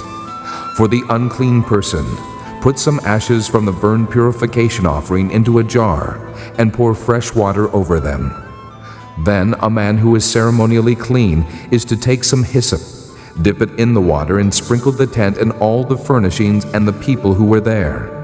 He must also sprinkle anyone who has touched a human bone or a grave, or someone who has been killed, or someone who has died a natural death. The man who is clean is to sprinkle the unclean person on the 3rd and 7th days, and on the 7th day he is to purify him. The person being cleansed must wash his clothes and bathe with water, and that evening he will be clean. But if a person who is unclean does not purify himself, he must be cut off from the community, because he has defiled the sanctuary of the Lord. The water of cleansing has not been sprinkled on him, and he is unclean. This is a lasting ordinance for them. The man who sprinkles the water of cleansing must also wash his clothes, and anyone who touches the water of cleansing will be unclean till evening. Anything that an unclean person touches becomes unclean, and anyone who touches it becomes unclean till evening. Chapter 20. In the first month, the whole Israelite community arrived at the desert of Zin, and they stayed at Kadesh. There Miriam died and was buried. Now there was no water for the community, and the people gathered in opposition to Moses and Aaron. They quarreled with Moses and said, "If only we had died when our brothers fell dead before the Lord. Why did you bring the Lord's community into this desert, that we and our livestock should die here? Why did you bring us up out of Egypt to this terrible place? It has no grain or figs, grapevines or pomegranates, and there is no water to drink." Moses and Aaron went from the assembly to the entrance to the tent of meeting and fell face down, and the glory of the Lord appeared to them. The Lord said to Moses, "Take the staff, and you and your brother Aaron gather the assembly together. Speak to that rock before their eyes, and it will pour out its water. You will bring water out of the rock for the community, so they and their livestock can drink." So Moses took the staff from the Lord's presence, just as he commanded him. He and Aaron gathered the assembly together in front of the rock, and Moses said to them, "Listen, you rebels. Must we bring you water out of this rock?" Then Moses raised his arm and struck the rock twice with his staff. Water gushed out, and the community and their livestock drank. But the Lord said to Moses and Aaron, "Because you did not trust in me enough to honor me as holy in the sight of the Israelites, you will not bring this community into the land I give them." These were the waters of Meribah, where the Israelites quarreled with the Lord, and where he showed himself holy among them. Moses sent messengers from Kadesh to the king of Edom, saying, "This is what your brother Israel says. You know about all the hardships that have come upon us. Our forefathers went down into Egypt, and we lived there many years. The Egyptians mistreated us and our fathers. But when we cried out to the Lord, he heard our cry and sent an angel and brought us out of Egypt. Now we are here at Kadesh, a town on the edge of your territory. Please, let us pass through your country. We will not go through any field or vineyard or drink water from any well. We will travel along the king's highway and not turn to the right or to the left until we have passed through your territory." But Edom answered, "You may not pass through here. If you try, we will march out and attack you with the sword." The Israelites replied, "We will go along the main road, and if we or our livestock drink any of your water, we will pay for it.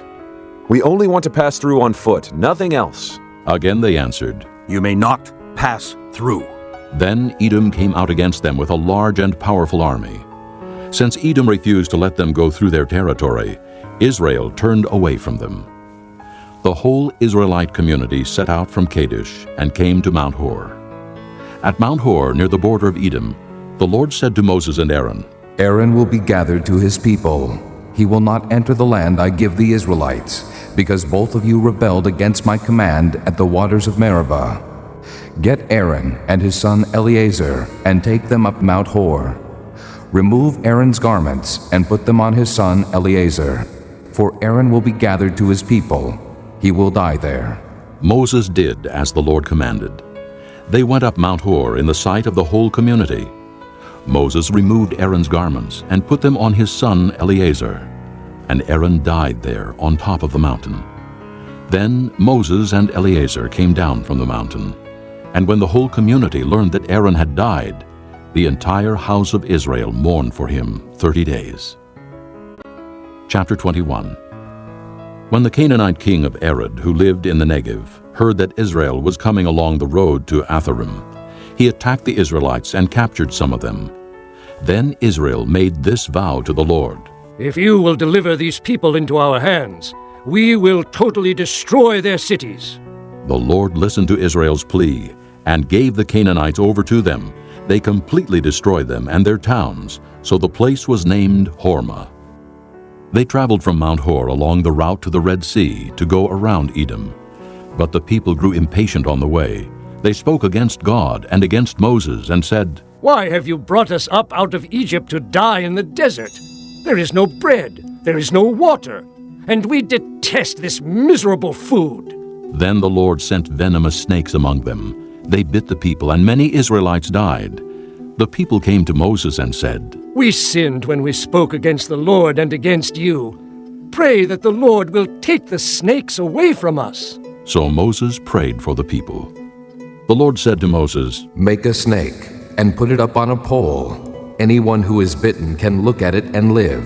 So Moses made a bronze snake and put it up on a pole. Then when anyone was bitten by a snake and looked at the bronze snake, he lived. The Israelites moved on and camped at Oboth. Then they set out from Oboth and camped in Abarim, in the desert that faces Moab toward the sunrise. From there they moved on and camped in the Zered Valley.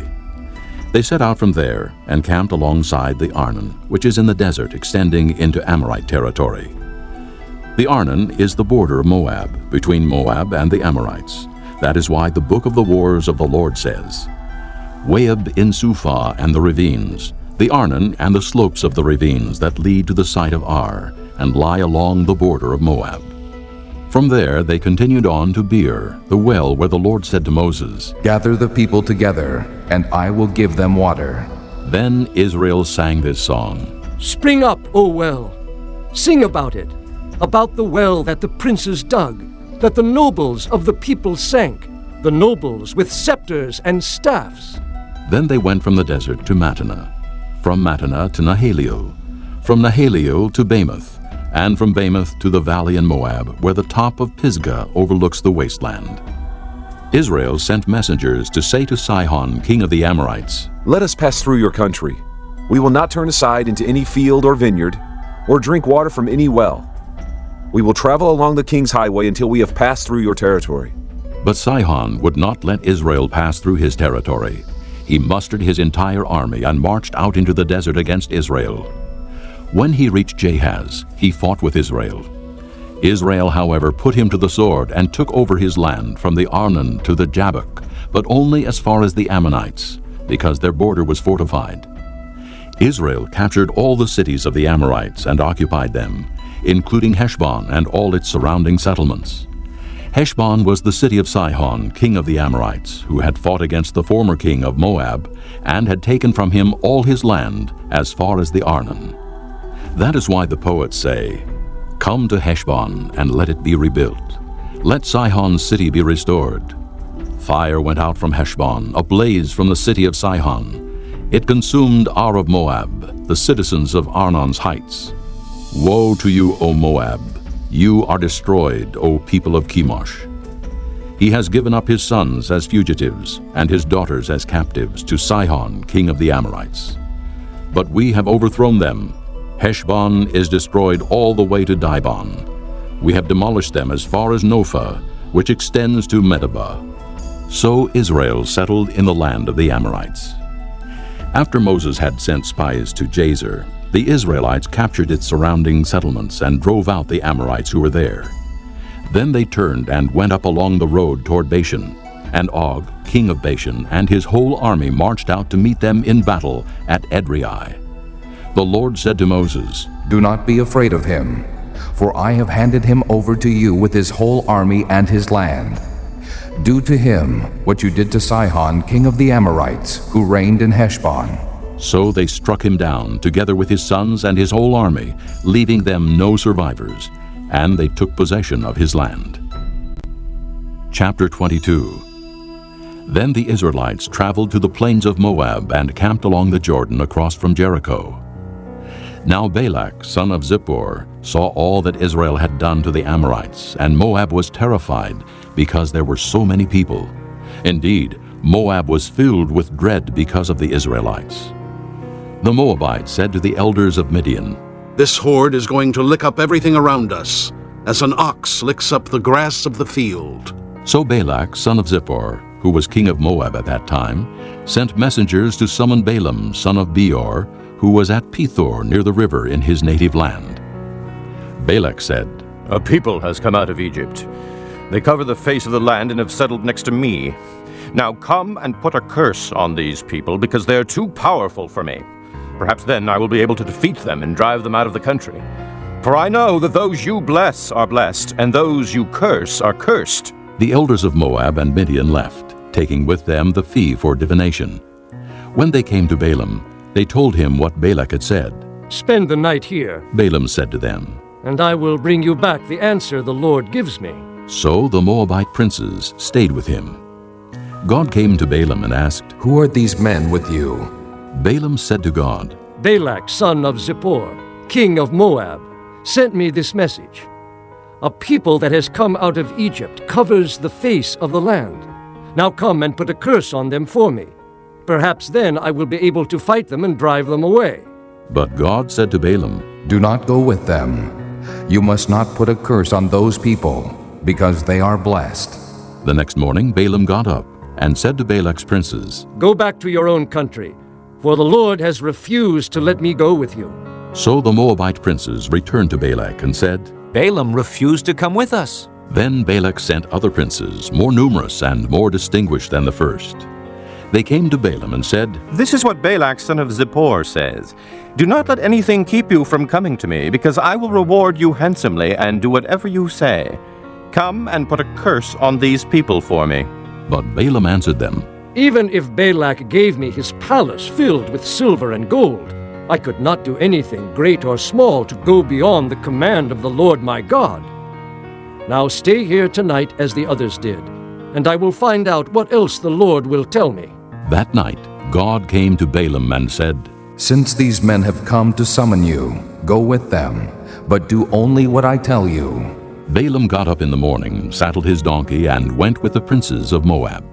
But God was very angry when he went, and the angel of the Lord stood in the road to oppose him. Balaam was riding on his donkey, and his 2 servants were with him. When the donkey saw the angel of the Lord standing in the road with a drawn sword in his hand, she turned off the road into a field. Balaam beat her to get her back on the road. Then the angel of the Lord stood in a narrow path between 2 vineyards, with walls on both sides. When the donkey saw the angel of the Lord, she pressed close to the wall, crushing Balaam's foot against it, so he beat her again. Then the angel of the Lord moved on ahead and stood in a narrow place where there was no room to turn, either to the right or to the left. When the donkey saw the angel of the Lord, she lay down under Balaam, and he was angry and beat her with his staff. Then the Lord opened the donkey's mouth, and she said to Balaam, What have I done to you to make you beat me these 3 times? Balaam answered the donkey, You have made a fool of me.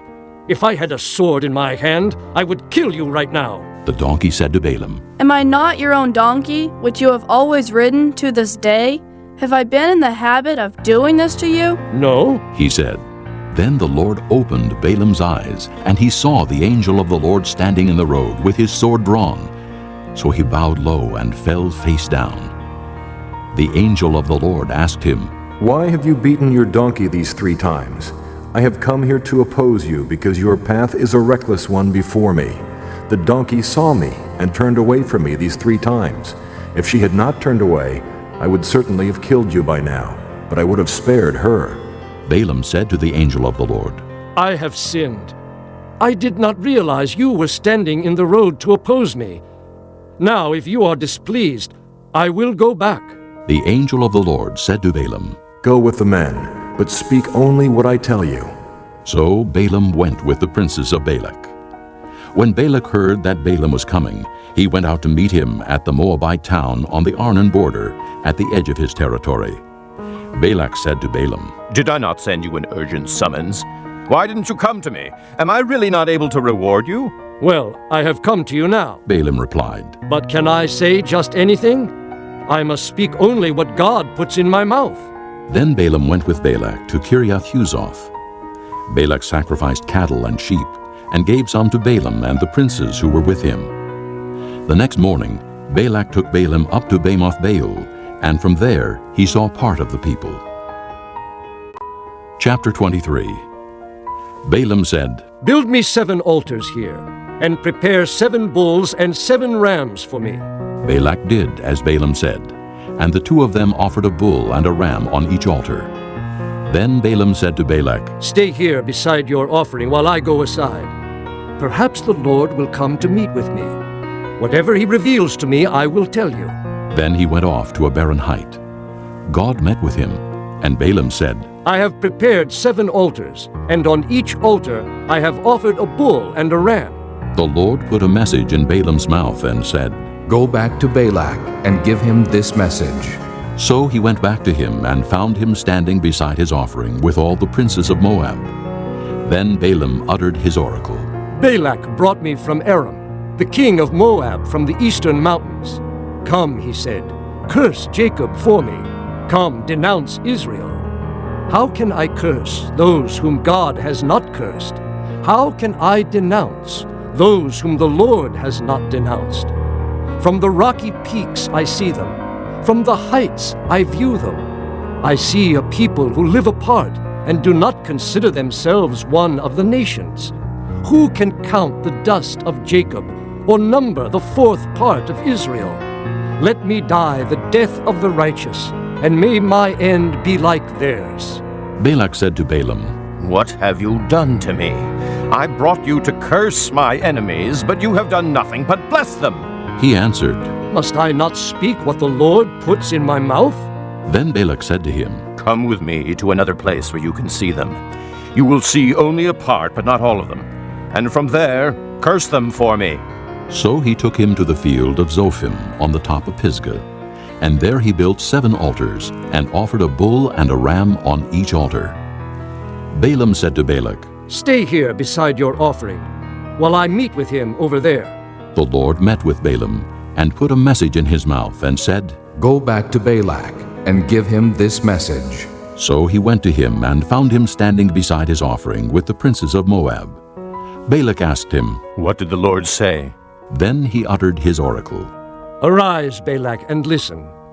Hear me, son of Zippor. God is not a man that he should lie, nor a son of man that he should change his mind. Does he speak and then not act? Does he promise and not fulfill? I have received a command to bless. He has blessed, and I cannot change it. No misfortune is seen in Jacob, no misery observed in Israel. The Lord their God is with them. The shout of the king is among them. God brought them out of Egypt. They have the strength of a wild ox. There is no sorcery against Jacob, no divination against Israel. It will now be said of Jacob and of Israel, See what God has done. The people rise like a lioness. They rouse themselves like a lion that does not rest till he devours his prey and drinks the blood of his victims. Then Balak said to Balaam, Neither curse them at all, nor bless them at all. Balaam answered, Did I not tell you I must do whatever the Lord says? Then Balak said to Balaam, Come, let me take you to another place. Perhaps it will please God to let you curse them for me from there. And Balak took Balaam to the top of Peor, overlooking the wasteland.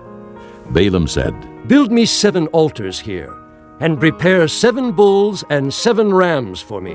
Balak did as Balaam had said, and offered a bull and a ram on each altar. Chapter 24. Now when Balaam saw that it pleased the Lord to bless Israel, he did not resort to sorcery as at other times, but turned his face toward the desert.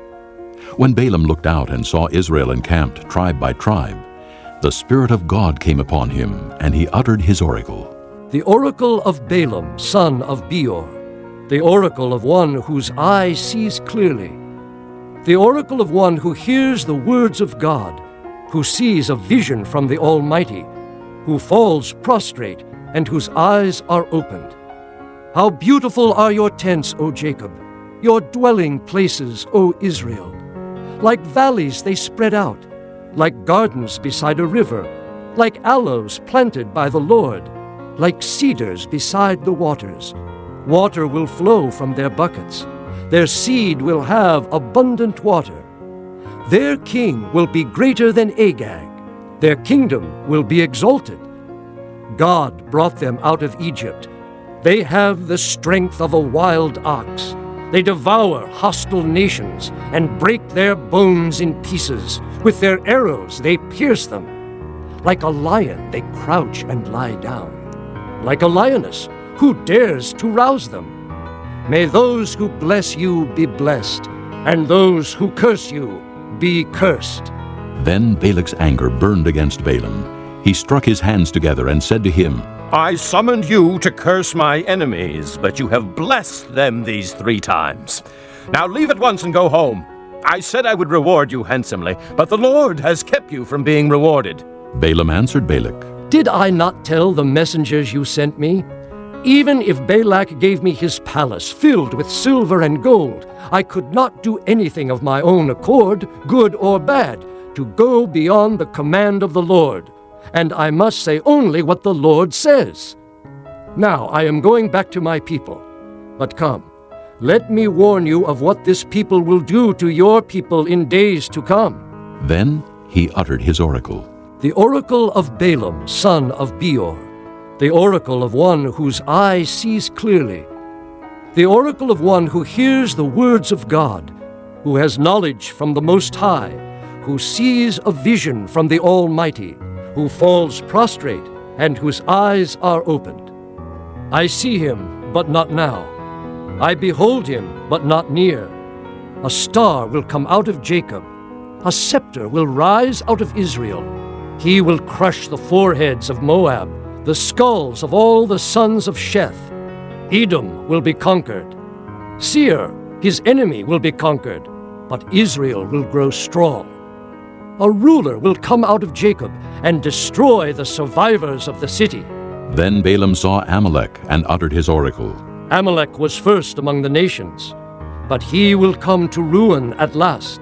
Then he saw the Kenites and uttered his oracle. Your dwelling place is secure. Your nest is set in a rock. Yet you Kenites will be destroyed when Asher takes you captive. Then he uttered his oracle. Ah, who can live when God does this? Ships will come from the shores of Kittim. They will subdue Asher and Eber, but they too will come to ruin.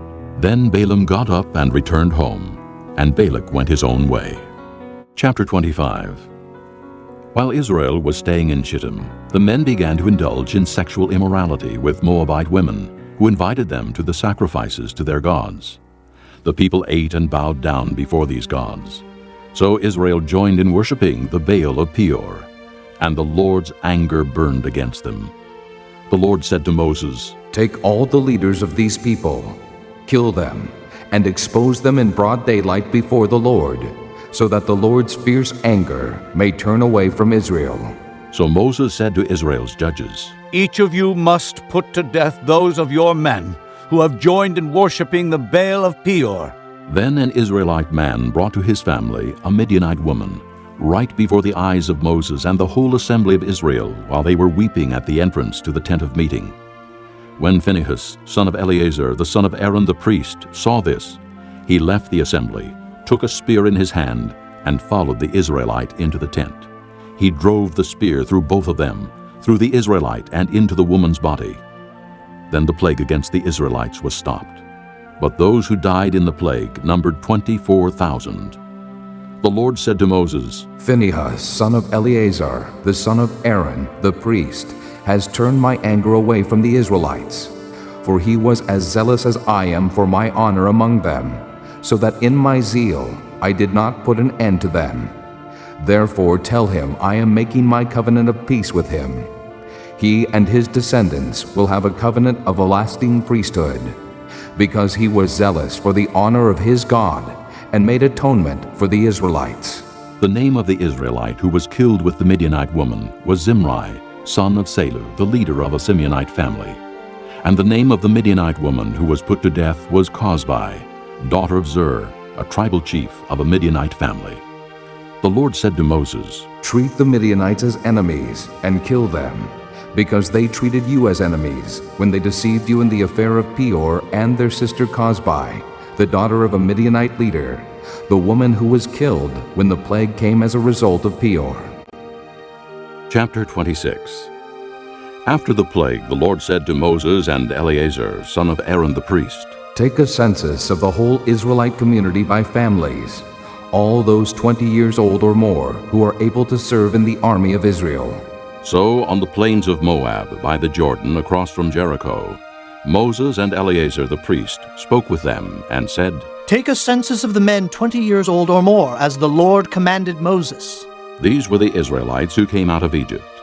The descendants of Reuben, the firstborn son of Israel, were through Hanok, the Hanokite clan, through Palu, the Paluite clan, through Hezron, the Hezronite clan, through Carmi, the Carmite clan. These were the clans of Reuben. Those numbered were 43,730. The son of Palu was Eliab, and the sons of Eliab were Nemuel, Dathan, and Abiram. The same Dathan and Abiram were the community officials who rebelled against Moses and Aaron, and were among Korah's followers when they rebelled against the Lord. The earth opened its mouth and swallowed them along with Korah, whose followers died when the fire devoured the 250 men. And they served as a warning sign. The line of Korah, however, did not die out. The descendants of Simeon by their clans were through Nemuel, the Nemuelite clan, through Jamin, the Jaminite clan, through Jachin, the Jachinite clan, through Zerah, the Zerahite clan, through Shaul, the Shaulite clan. These were the clans of Simeon. There were 22,200 men. The descendants of Gad by their clans were through Zephon, the Zephonite clan, through Haggi, the Haggite clan, through Shunai, the Shunite clan, through Ozni, the Oznite clan, through Eri, the Erite clan, through Eridai, the Eridite clan, through Areli, the Arelite clan. These were the clans of Gad. Those numbered were 40,500. And Onan were sons of Judah, but they died in Canaan. The descendants of Judah by their clans were through Shelah, the Shilonite clan, through Perez, the Perezite clan, through Zerah, the Zerahite clan. The descendants of Perez were through Hezron, the Hezronite clan, through Hamul, the Hamelite clan. These were the clans of Judah. Those numbered were 76,500. The descendants of Issachar by their clans were through Tola, the Tolaite clan, through Pua, the Puite clan, through Jashub, the Jashabite clan, through Shimron, the Shimronite clan. These were the clans of Issachar. Those numbered were 64,300. The descendants of Zebulun by their clans were through Sirid, the Siridite clan, through Elon, the Elonite clan, through Jaleel, the Jaleelite clan. These were the clans of Zebulun.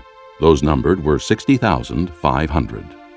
The descendants of Joseph by their clans through Manasseh and Ephraim were the descendants of Manasseh, through Machir, the Machirite clan.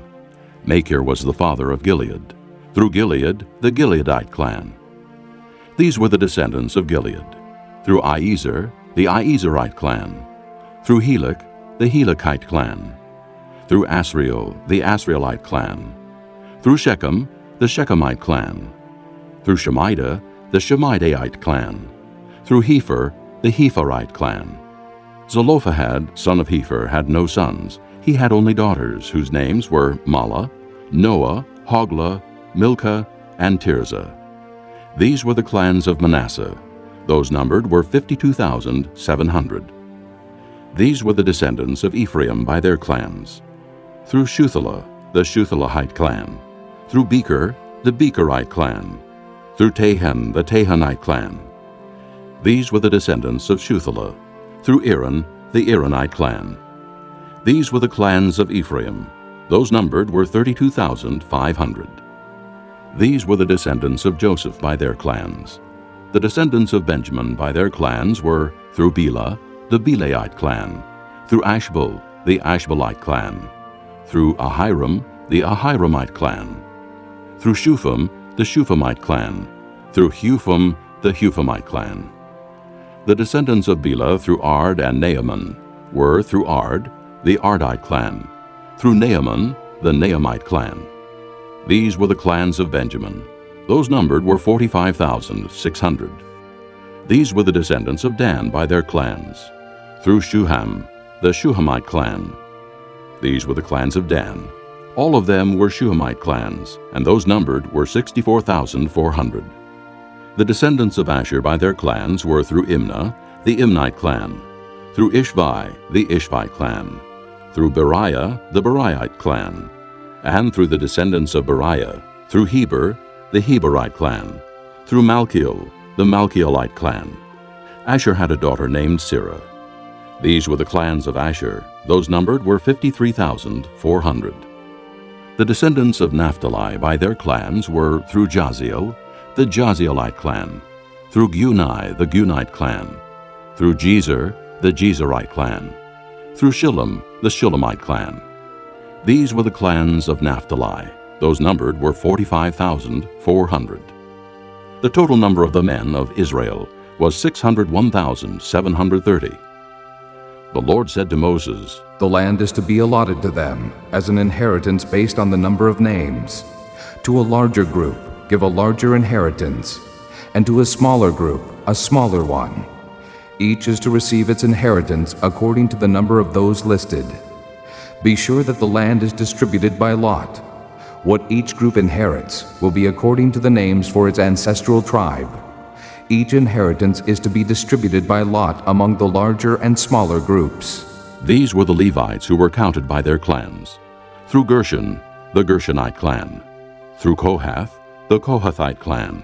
Through Merari, the Merarite clan. These also were Levite clans, the Libnite clan, the Hebronite clan, the Malite clan, the Mushite clan, the Korahite clan. Kohath was the forefather of Amram. The name of Amram's wife was Jochebed, a descendant of Levi, who was born to the Levites in Egypt. To Amram she bore Aaron, Moses, and their sister Miriam. Aaron was the father of Nadab and Abihu, Eleazar and Ithamar. But Nadab and Abihu died when they made an offering before the Lord with unauthorized fire. All the male Levites a month old or more numbered 23,000. They were not counted along with the other Israelites because they received no inheritance among them. These are the ones counted by Moses and Eleazar the priest when they counted the Israelites on the plains of Moab by the Jordan across from Jericho. Not one of them was among those counted by Moses and Aaron the priest when they counted the Israelites in the desert of Sinai. For the Lord had told those Israelites they would surely die in the desert, and not one of them was left except Caleb, son of Jephunneh, and Joshua, son of Nun. Chapter 27. The daughters of Zelophehad, son of Hepher, the son of Gilead, the son of Machir, the son of Manasseh, belonged to the clans of Manasseh, son of Joseph. The names of the daughters were Mahlah, Noah, Hoglah, Milcah, and Tirzah. They approached the entrance to the tent of meeting and stood before Moses, Eleazar the priest, the leaders, and the whole assembly, and said, Our father died in the desert. He was not among Korah's followers who banded together against the Lord, but he died for his own sin and left no sons. Why should our father's name disappear from his clan because he had no son? Give us property among our father's relatives. So Moses brought their case before the Lord, and the Lord said to him, What Zelophehad's daughters are saying is right. You must certainly give them property as an inheritance among their father's relatives, and turn their father's inheritance over to them. Say to the Israelites, if a man dies and leaves no son, turn his inheritance over to his daughter. If he has no daughter, give his inheritance to his brothers. If he has no brothers, give his inheritance to his father's brothers. If his father had no brothers, give his inheritance to the nearest relative in his clan, that he may possess it. This is to be a legal requirement for the Israelites, as the Lord commanded Moses. Then the Lord said to Moses, Go up this mountain in the Abiram range, and see the land I have given the Israelites. After you have seen it, you too will be gathered to your people as your brother Aaron was. For when the community rebelled at the waters in the desert of Zin, both of you disobeyed my command to honor me as holy before their eyes. These were the waters of Meribah Kadesh in the desert of Zin. Moses said to the Lord, May the Lord, the God of the spirits of all mankind, appoint a man over this community to go out and come in before them, one who will lead them out and bring them in, so the Lord's people will not be like sheep without a shepherd. So the Lord said to Moses, Take Joshua, son of Nun, a man in whom is the Spirit, and lay your hand on him. Have him stand before Eleazar the priest and the entire assembly, and commission him in their presence. Give him some of your authority, so the whole Israelite community will obey him. He is to stand before Eleazar the priest, who will obtain decisions for him by inquiring of the Urim before the Lord. At his command, he and the entire community of the Israelites will go out, and at his command they will come in. Moses did as the Lord commanded him. He took Joshua and had him stand before Eleazar the priest and the whole assembly. Then he laid his hands on him and commissioned him as the Lord instructed through Moses. Chapter 28. The Lord said to Moses, "Give this command to the Israelites, and say to them, See that you present to me at the appointed time the food for my offerings made by fire, as an aroma pleasing to me. Say to them, This is the offering made by fire that you are to present to the Lord: 2 lambs, a year old without defect, as a regular burnt offering each day. Prepare 1 lamb in the morning, and the other at twilight, together with a grain offering of 1/10 of an ephah of fine flour mixed with 1/4 of a hin of oil from pressed olives. This is the regular burnt offering instituted at Mount Sinai as a pleasing aroma, an offering made to the Lord by fire. The accompanying drink offering is to be 1/4 of a hin of fermented drink with each lamb. Pour out the drink offering to the Lord at the sanctuary. Prepare the 2nd lamb at twilight, along with the same kind of grain offering and drink offering that you prepare in the morning. This is an offering made by fire, an aroma pleasing to the Lord. On the Sabbath day, make an offering of 2 lambs a year old without defect, together with its drink offering and a grain offering of 2/10 of an ephah of fine flour mixed with oil. This is the burnt offering for every Sabbath, in addition to the regular burnt offering and its drink offering.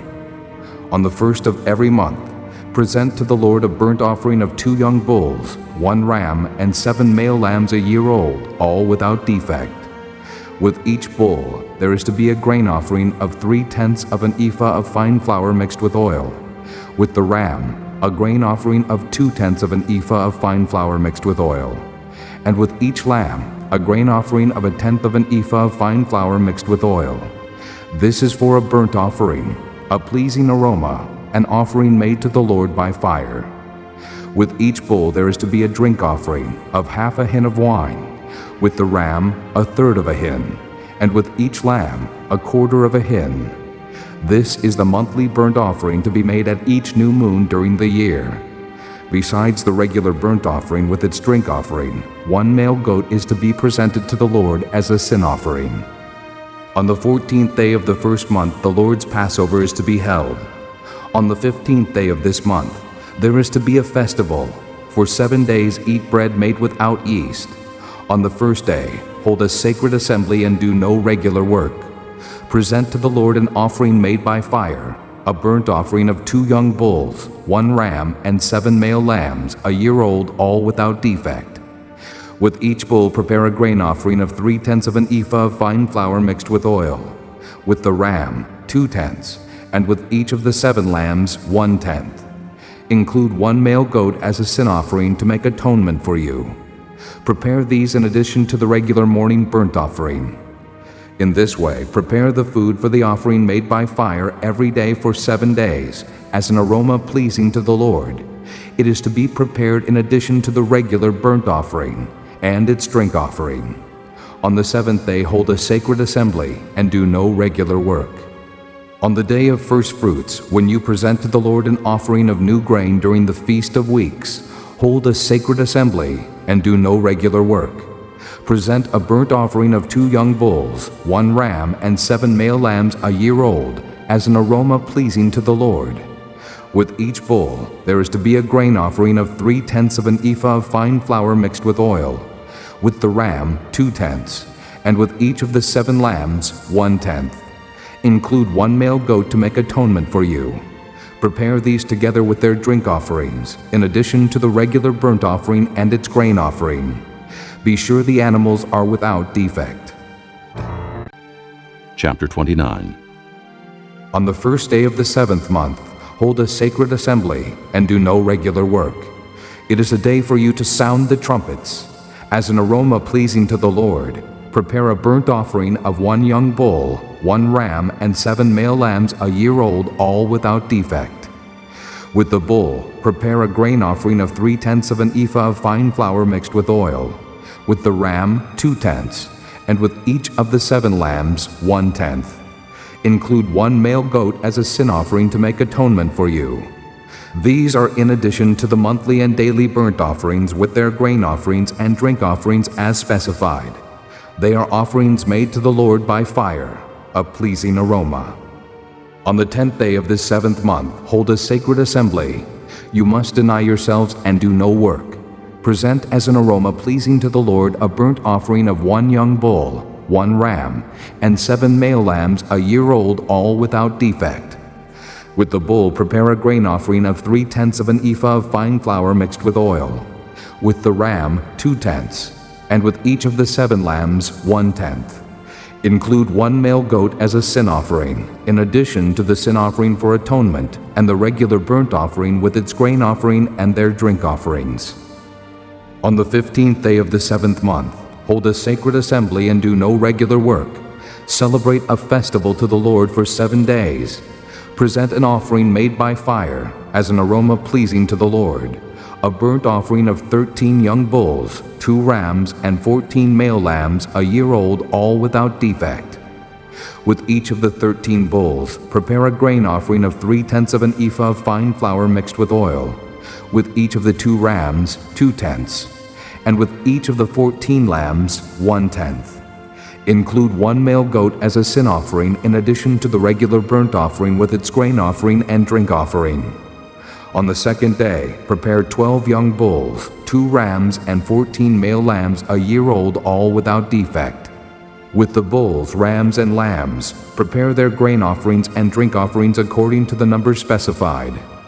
Include 1 male goat as a sin offering in addition to the regular burnt offering with its grain offering and their drink offerings. On the 3rd day, prepare 11 bulls, 2 rams, and 14 male lambs a year old, all without defect. With the bulls, rams, and lambs, prepare their grain offerings and drink offerings according to the number specified. Include 1 male goat as a sin offering in addition to the regular burnt offering with its grain offering and drink offering. On the 4th day, prepare 10 bulls, 2 rams, and 14 male lambs a year old, all without defect. With the bulls, rams, and lambs, prepare their grain offerings and drink offerings according to the number specified. Include 1 male goat as a sin offering, in addition to the regular burnt offering with its grain offering and drink offering. On the 5th day, prepare 9 bulls, 2 rams, and 14 male lambs a year old, all without defect. With the bulls, rams, and lambs, prepare their grain offerings and drink offerings according to the number specified. Include 1 male goat as a sin offering in addition to the regular burnt offering with its grain offering and drink offering. On the 6th day, prepare 8 bulls, 2 rams, and 14 male lambs a year old, all without defect. With the bulls, rams, and lambs, prepare their grain offerings and drink offerings according to the number specified. Include 1 male goat as a sin offering in addition to the regular burnt offering with its grain offering and drink offering. On the 7th day, prepare 7 bulls, 2 rams, and 14 male lambs a year old, all without defect. With the bulls, rams, and lambs, prepare their grain offerings and drink offerings according to the number specified. Include 1 male goat as a sin offering, in addition to the regular burnt offering with its grain offering and drink offering. On the 8th day, hold an assembly and do no regular work. Present an offering made by fire as an aroma pleasing to the Lord, a burnt offering of 1 bull, 1 ram, and 7 male lambs a year old, all without defect. With the bull, the ram, and the lambs, prepare their grain offerings and drink offerings according to the number specified. Include 1 male goat as a sin offering, in addition to the regular burnt offering with its grain offering and drink offering. In addition to what you vow and your free will offerings, prepare these for the Lord at your appointed feasts, your burnt offerings, grain offerings, drink offerings, and fellowship offerings.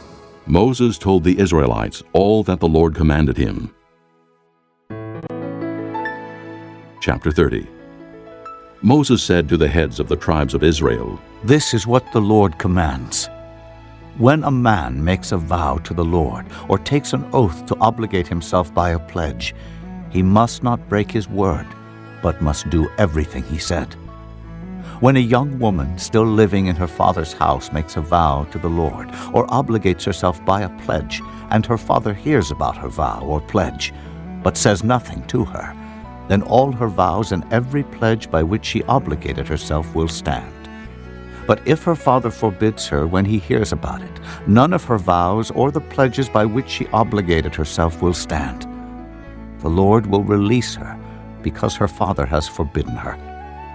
If she marries after she makes a vow, or after her lips utter a rash promise by which she obligates herself, and her husband hears about it but says nothing to her, then her vows or the pledges by which she obligated herself will stand. But if her husband forbids her when he hears about it, he nullifies the vow that obligates her, or the rash promise by which she obligates herself, and the Lord will release her. Any vow or obligation taken by a widow or divorced woman will be binding on her. If a woman living with her husband makes a vow or obligates herself by a pledge under oath, and her husband hears about it, but says nothing to her and does not forbid her, then all her vows or the pledges by which she obligated herself will stand. But if her husband nullifies them when he hears about them, then none of the vows or pledges that came from her lips will stand. Her husband has nullified them, and the Lord will release her. Her husband may confirm or nullify any vow she makes or any sworn pledge to deny herself. But if her husband says nothing to her about it from day to day, then he confirms all her vows or the pledges binding on her. He confirms them by saying nothing to her when he hears about them. If, however, he nullifies them sometime after he hears about them, then he is responsible for her guilt. These are the regulations the Lord gave Moses concerning relationships between a man and his wife, and between a father and his young daughter still living in his house. Chapter 31. The Lord said to Moses, "Take vengeance on the Midianites for the Israelites. After that, you will be gathered to your people."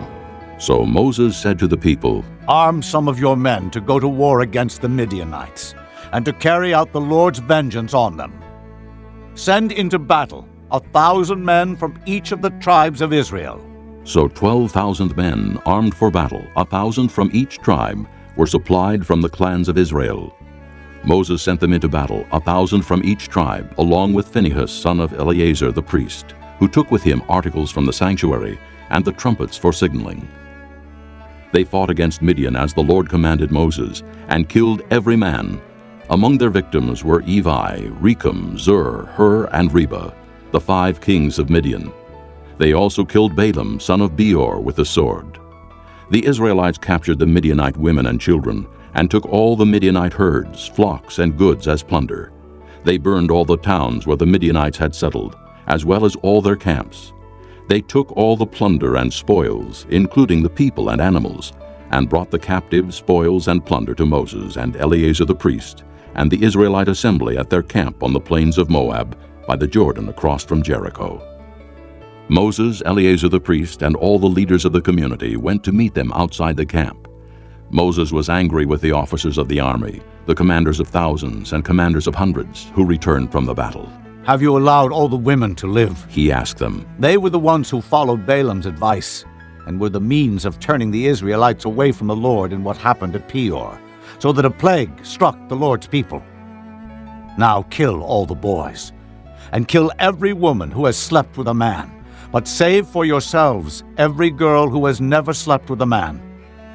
All of you who have killed anyone or touched anyone who was killed must stay outside the camp 7 days.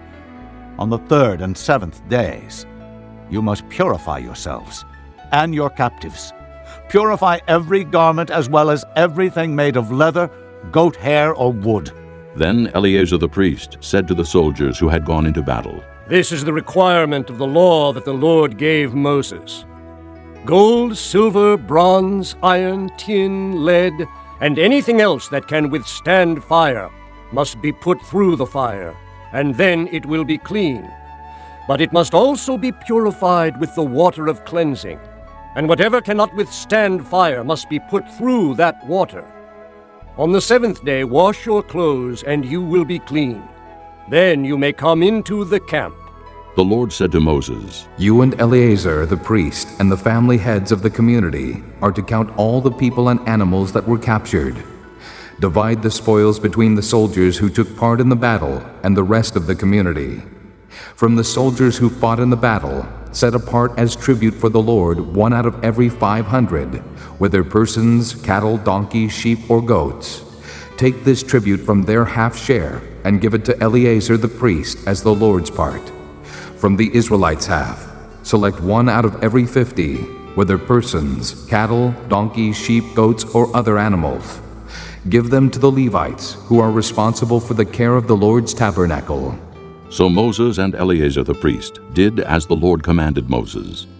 The plunder remaining from the spoils that the soldiers took was 675,000 sheep, 72,000 cattle, 61,000 donkeys, and 32,000 women who had never slept with a man. The half share of those who fought in the battle was 337,500 sheep, of which the tribute for the Lord was 675, 36,000 cattle, of which the tribute for the Lord was 72, 30,500 donkeys, of which the tribute for the Lord was 61, 16,000 people, of which the tribute for the Lord was 32. Moses gave the tribute to Eleazar the priest as the Lord's part, as the Lord commanded Moses. The half belonging to the Israelites, which Moses set apart from that of the fighting men, the community's half, was 337,500 sheep, 36,000 cattle, 30,500 donkeys, and 16,000 people. From the Israelites' half, Moses selected 1 out of every 50 persons and animals, as the Lord commanded him, and gave them to the Levites, who were responsible for the care of the Lord's tabernacle. Then the officers who were over the units of the army, the commanders of thousands and commanders of hundreds, went to Moses and said to him, Your servants have counted the soldiers under our command, and not one is missing. So we have brought as an offering to the Lord the gold articles each of us acquired: armlets, bracelets, signet rings, earrings, and necklaces, to make atonement for ourselves before the Lord. Moses and Eleazar the priest accepted from them the gold, all the crafted articles. All the gold from the commanders of thousands and commanders of hundreds that Moses and Eleazar presented as a gift to the Lord weighed 16,750 shekels. Each soldier had taken plunder for himself. Moses and Eleazar the priest accepted the gold from the commanders of thousands and commanders of hundreds and brought it into the tent of meeting as a memorial for the Israelites before the Lord. Chapter 32. The Reubenites and Gadites, who had very large herds and flocks, saw that the lands of Jazer and Gilead were suitable for livestock.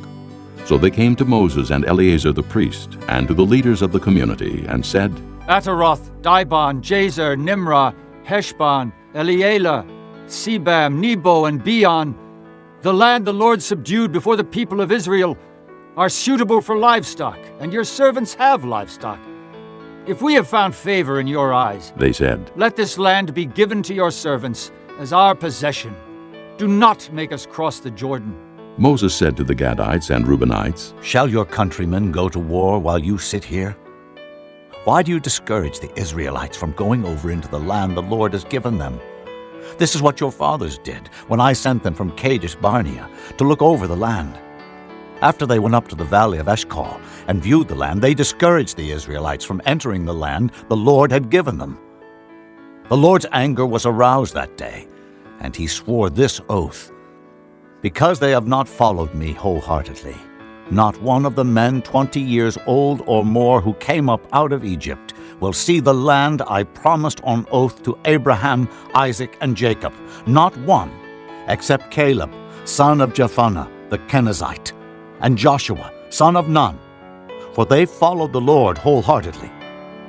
The Lord's anger burned against Israel, and he made them wander in the desert 40 years, until the whole generation of those who had done evil in his sight was gone. And here you are, a brood of sinners, standing in the place of your fathers, and making the Lord even more angry with Israel. If you turn away from following him, he will again leave all this people in the desert, and you will be the cause of their destruction. Then they came up to him and said, "We would like to build pens here for our livestock and cities for our women and children. But we are ready to arm ourselves and go ahead of the Israelites until we have brought them to their place. Meanwhile, our women and children will live in fortified cities for protection from the inhabitants of the land. We will not return to our homes until every Israelite has received his inheritance. We will not receive any inheritance with them on the other side of the Jordan, because our inheritance has come to us on the east side of the Jordan." Then Moses said to them, "If you will do this, if you will arm yourselves before the Lord for battle, and if all of you will go armed over the Jordan before the Lord until he has driven his enemies out before him, then, when the land is subdued before the Lord, you may return and be free from your obligation to the Lord and to Israel, and this land will be your possession before the Lord. But if you fail to do this, you will be sinning against the Lord, and you may be sure that your sin will find you out. Build cities for your women and children, and pens for your flocks, but do what you have promised." The Gadites and Reubenites said to Moses, "We, your servants, will do as our Lord commands. Our children and wives, our flocks and herds will remain here in the cities of Gilead. But your servants, every man armed for battle, will cross over to fight before the Lord, just as our Lord says." Then Moses gave orders about them to Eleazar the priest and Joshua son of Nun, and to the family heads of the Israelite tribes. He said to them, "If the Gadites and Reubenites, every man armed for battle, cross over the Jordan with you before the Lord, then when the land is subdued before you, give them the land of Gilead as their possession. But if they do not cross over with you armed, they must accept their possession with you in Canaan." The Gadites and Reubenites answered, "Your servants will do what the Lord has said. We will cross over before the Lord into Canaan armed, but the property we inherit will be on this side of the Jordan." Then Moses gave to the Gadites, the Reubenites, and the half-tribe of Manasseh son of Joseph, the kingdom of Sihon, king of the Amorites, and the kingdom of Og, king of Bashan, the whole land with its cities and the territory around them. The Gadites built up Dibon, Ataroth, Aror, Atroth-Shophan, Jazer, Jogbehah, Beth-Nimrah, and Beth-Haran as fortified cities, and built pens for their flocks. And the Reubenites rebuilt Heshbon, Elealeh, and Kiriathaim, as well as Nebo and Baal-Meon, these names were changed, and Sibmah. They gave names to the cities they rebuilt. The descendants of Machir, son of Manasseh, went to Gilead, captured it, and drove out the Amorites who were there. So Moses gave Gilead to the Machirites, the descendants of Manasseh, and they settled there. Jair, a descendant of Manasseh, captured their settlements and called them Havoth-Jair. And Nobah captured Kenath and its surrounding settlements and called it Nobah after himself. Chapter 33. Here are the stages in the journey of the Israelites when they came out of Egypt by divisions under the leadership of Moses and Aaron. At the Lord's command, Moses recorded the stages in their journey. This is their journey by stages. The Israelites set out from Ramesses on the 15th day of the first month, the day after the Passover. They marched out boldly in full view of all the Egyptians who were burying all their firstborn, whom the Lord had struck down among them, for the Lord had brought judgment on their gods. The Israelites left Ramesses and camped at Succoth. They left Succoth and camped at Etham on the edge of the desert. They left Etham, turned back to Pi-hahiroth to the east of Baal-Zephon, and camped near Migdol. They left Pi-hahiroth and passed through the sea into the desert, and when they had traveled for 3 days in the desert of Etham, they camped at Merah. They left Merah and went to Elim, where there were 12 springs and 70 palm trees, and they camped there. They left Elim and camped by the Red Sea. They left the Red Sea and camped in the desert of Sin. They left the desert of Sin and camped at Dophkah. They left Dophkah and camped at Alush. They left Alush and camped at Rephidim, where there was no water for the people to drink. They left Rephidim and camped in the desert of Sinai. They left the desert of Sinai and camped at Kibroth-Hattaavah. They left Kibroth-Hattaavah and camped at Hazeroth. They left Hazeroth and camped at Rithmah. They left Rithmah and camped at Rimmon-Perez. They left Rimmon-Perez and camped at Libnah. They left Libnah and camped at Rissa. They left Rissa and camped at Kehalatha. They left Kehalatha and camped at Mount Shepher. They left Mount Shepher and camped at Harada. They left Harada and camped at Makheloth. They left Makheloth and camped at Tahath. They left Tahath and camped at Terah. They left Terah and camped at Mithkah. They left Mithkah and camped at Hashmonah. They left Hashmonah and camped at Moseroth. They left Moseroth and camped at Beni-Jaakon. They left Beni-Jaakon and camped at Horhagidgad. They left Horhagidgad and camped at Jotbathah. They left Jotbathah and camped at Abrona. They left Abrona and camped at Ezion-Geber. They left Ezion-Geber and camped at Kadesh in the desert of Zin. They left Kadesh and camped at Mount Hor on the border of Edom. At the Lord's command, Aaron the priest went up Mount Hor, where he died on the first day of the 5th month of the 40th year after the Israelites came out of Egypt. Aaron was 123 years old when he died on Mount Hor. The Canaanite king of Arad, who lived in the Negev of Canaan, heard that the Israelites were coming. They left Mount Hor and camped at Zalmonah. They left Zalmonah and camped at Punon. They left Punon and camped at Oboth. They left Oboth and camped at Aya-Abarim on the border of Moab. They left Ayim and camped at Dibon-Gad. They left Dibon-Gad and camped at Almon-Diblathaim. They left Almon-Diblathaim and camped in the mountains of Abarim near Nebo. They left the mountains of Abarim and camped on the plains of Moab by the Jordan across from Jericho.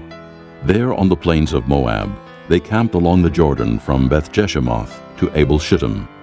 On the plains of Moab by the Jordan across from Jericho, the Lord said to Moses, "Speak to the Israelites and say to them, when you cross the Jordan into Canaan, drive out all the inhabitants of the land before you. Destroy all their carved images and their cast idols, and demolish all their high places.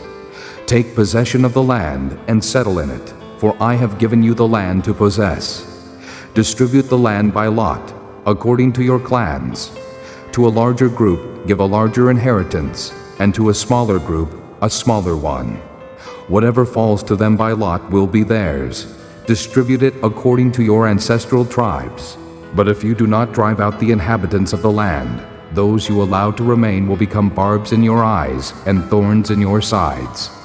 They will give you trouble in the land where you will live, and then I will do to you what I plan to do to them." Chapter 34. The Lord said to Moses, "Command the Israelites and say to them, when you enter Canaan, the land that will be allotted to you as an inheritance will have these boundaries. Your southern side will include some of the desert of Zin, along the border of Edom.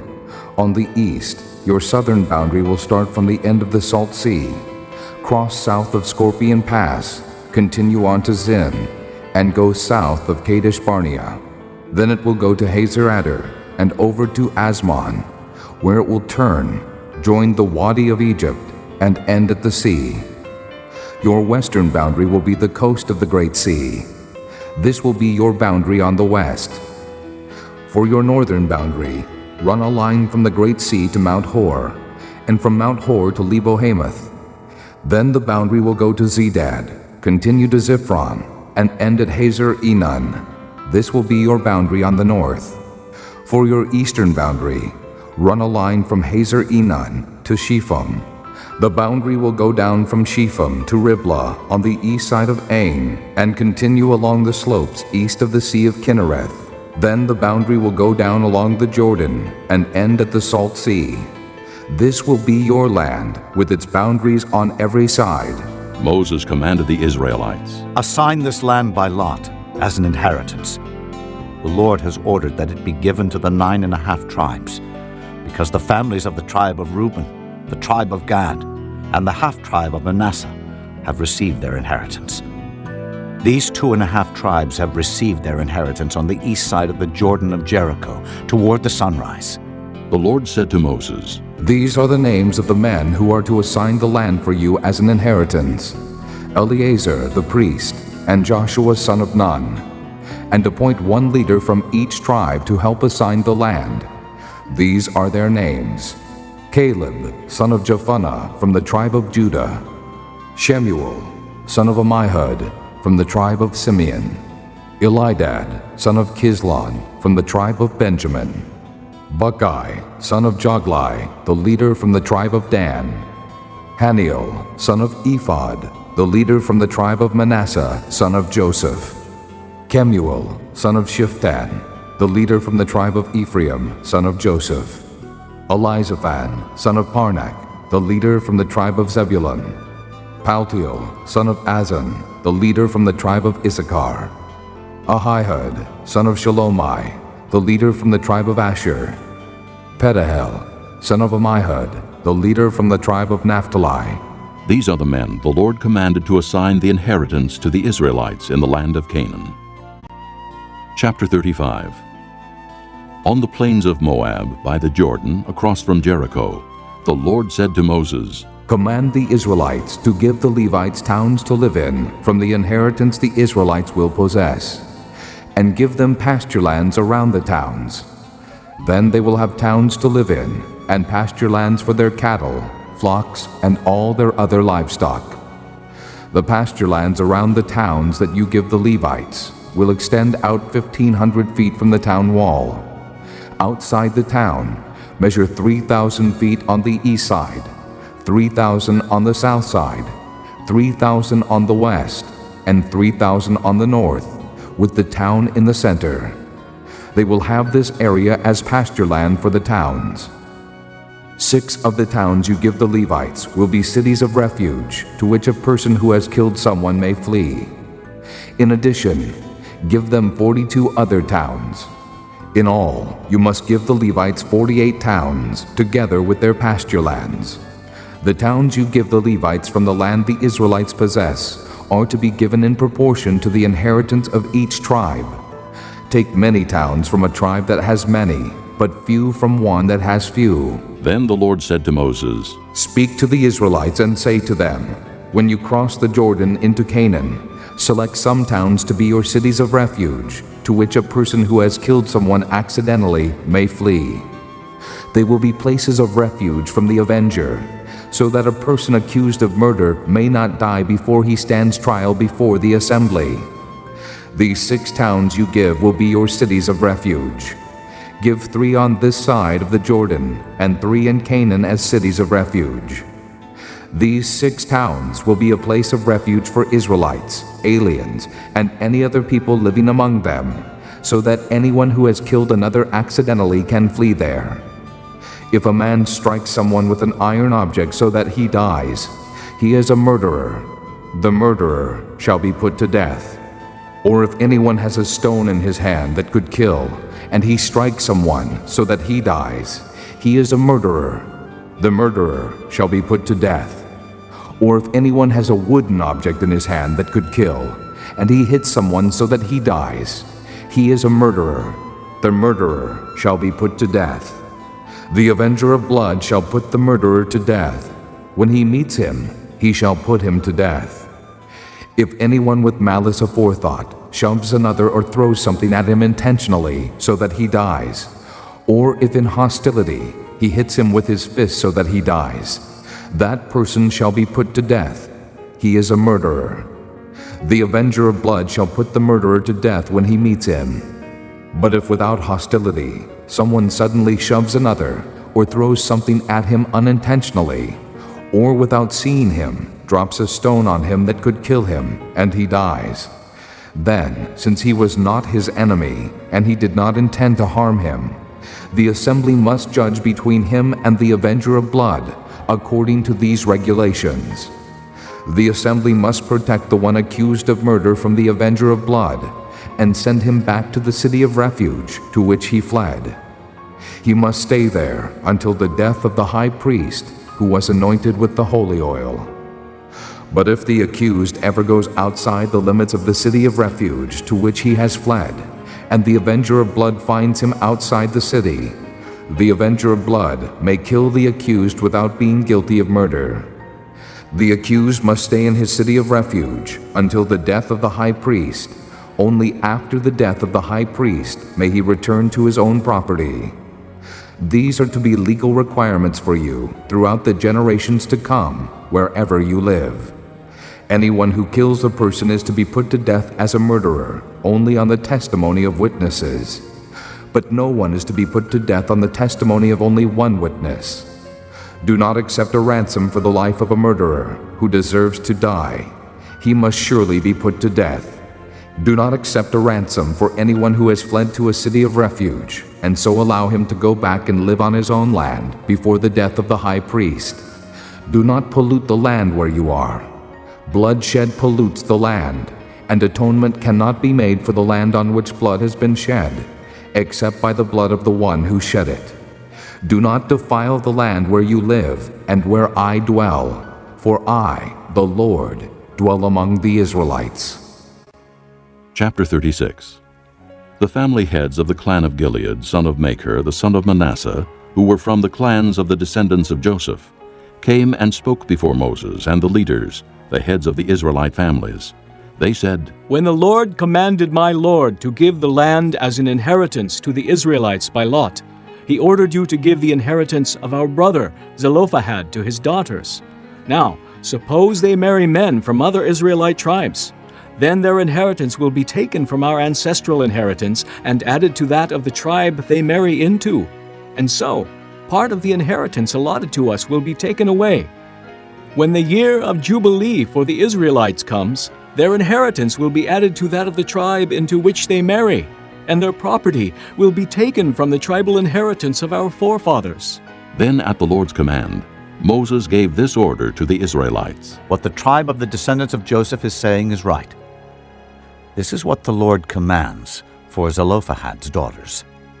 They may marry anyone they please, as long as they marry within the tribal clan of their father.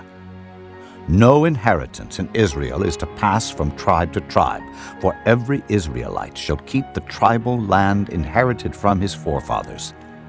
Every daughter who inherits land in any Israelite tribe must marry someone in her father's tribal clan, so that every Israelite will possess the inheritance of his fathers.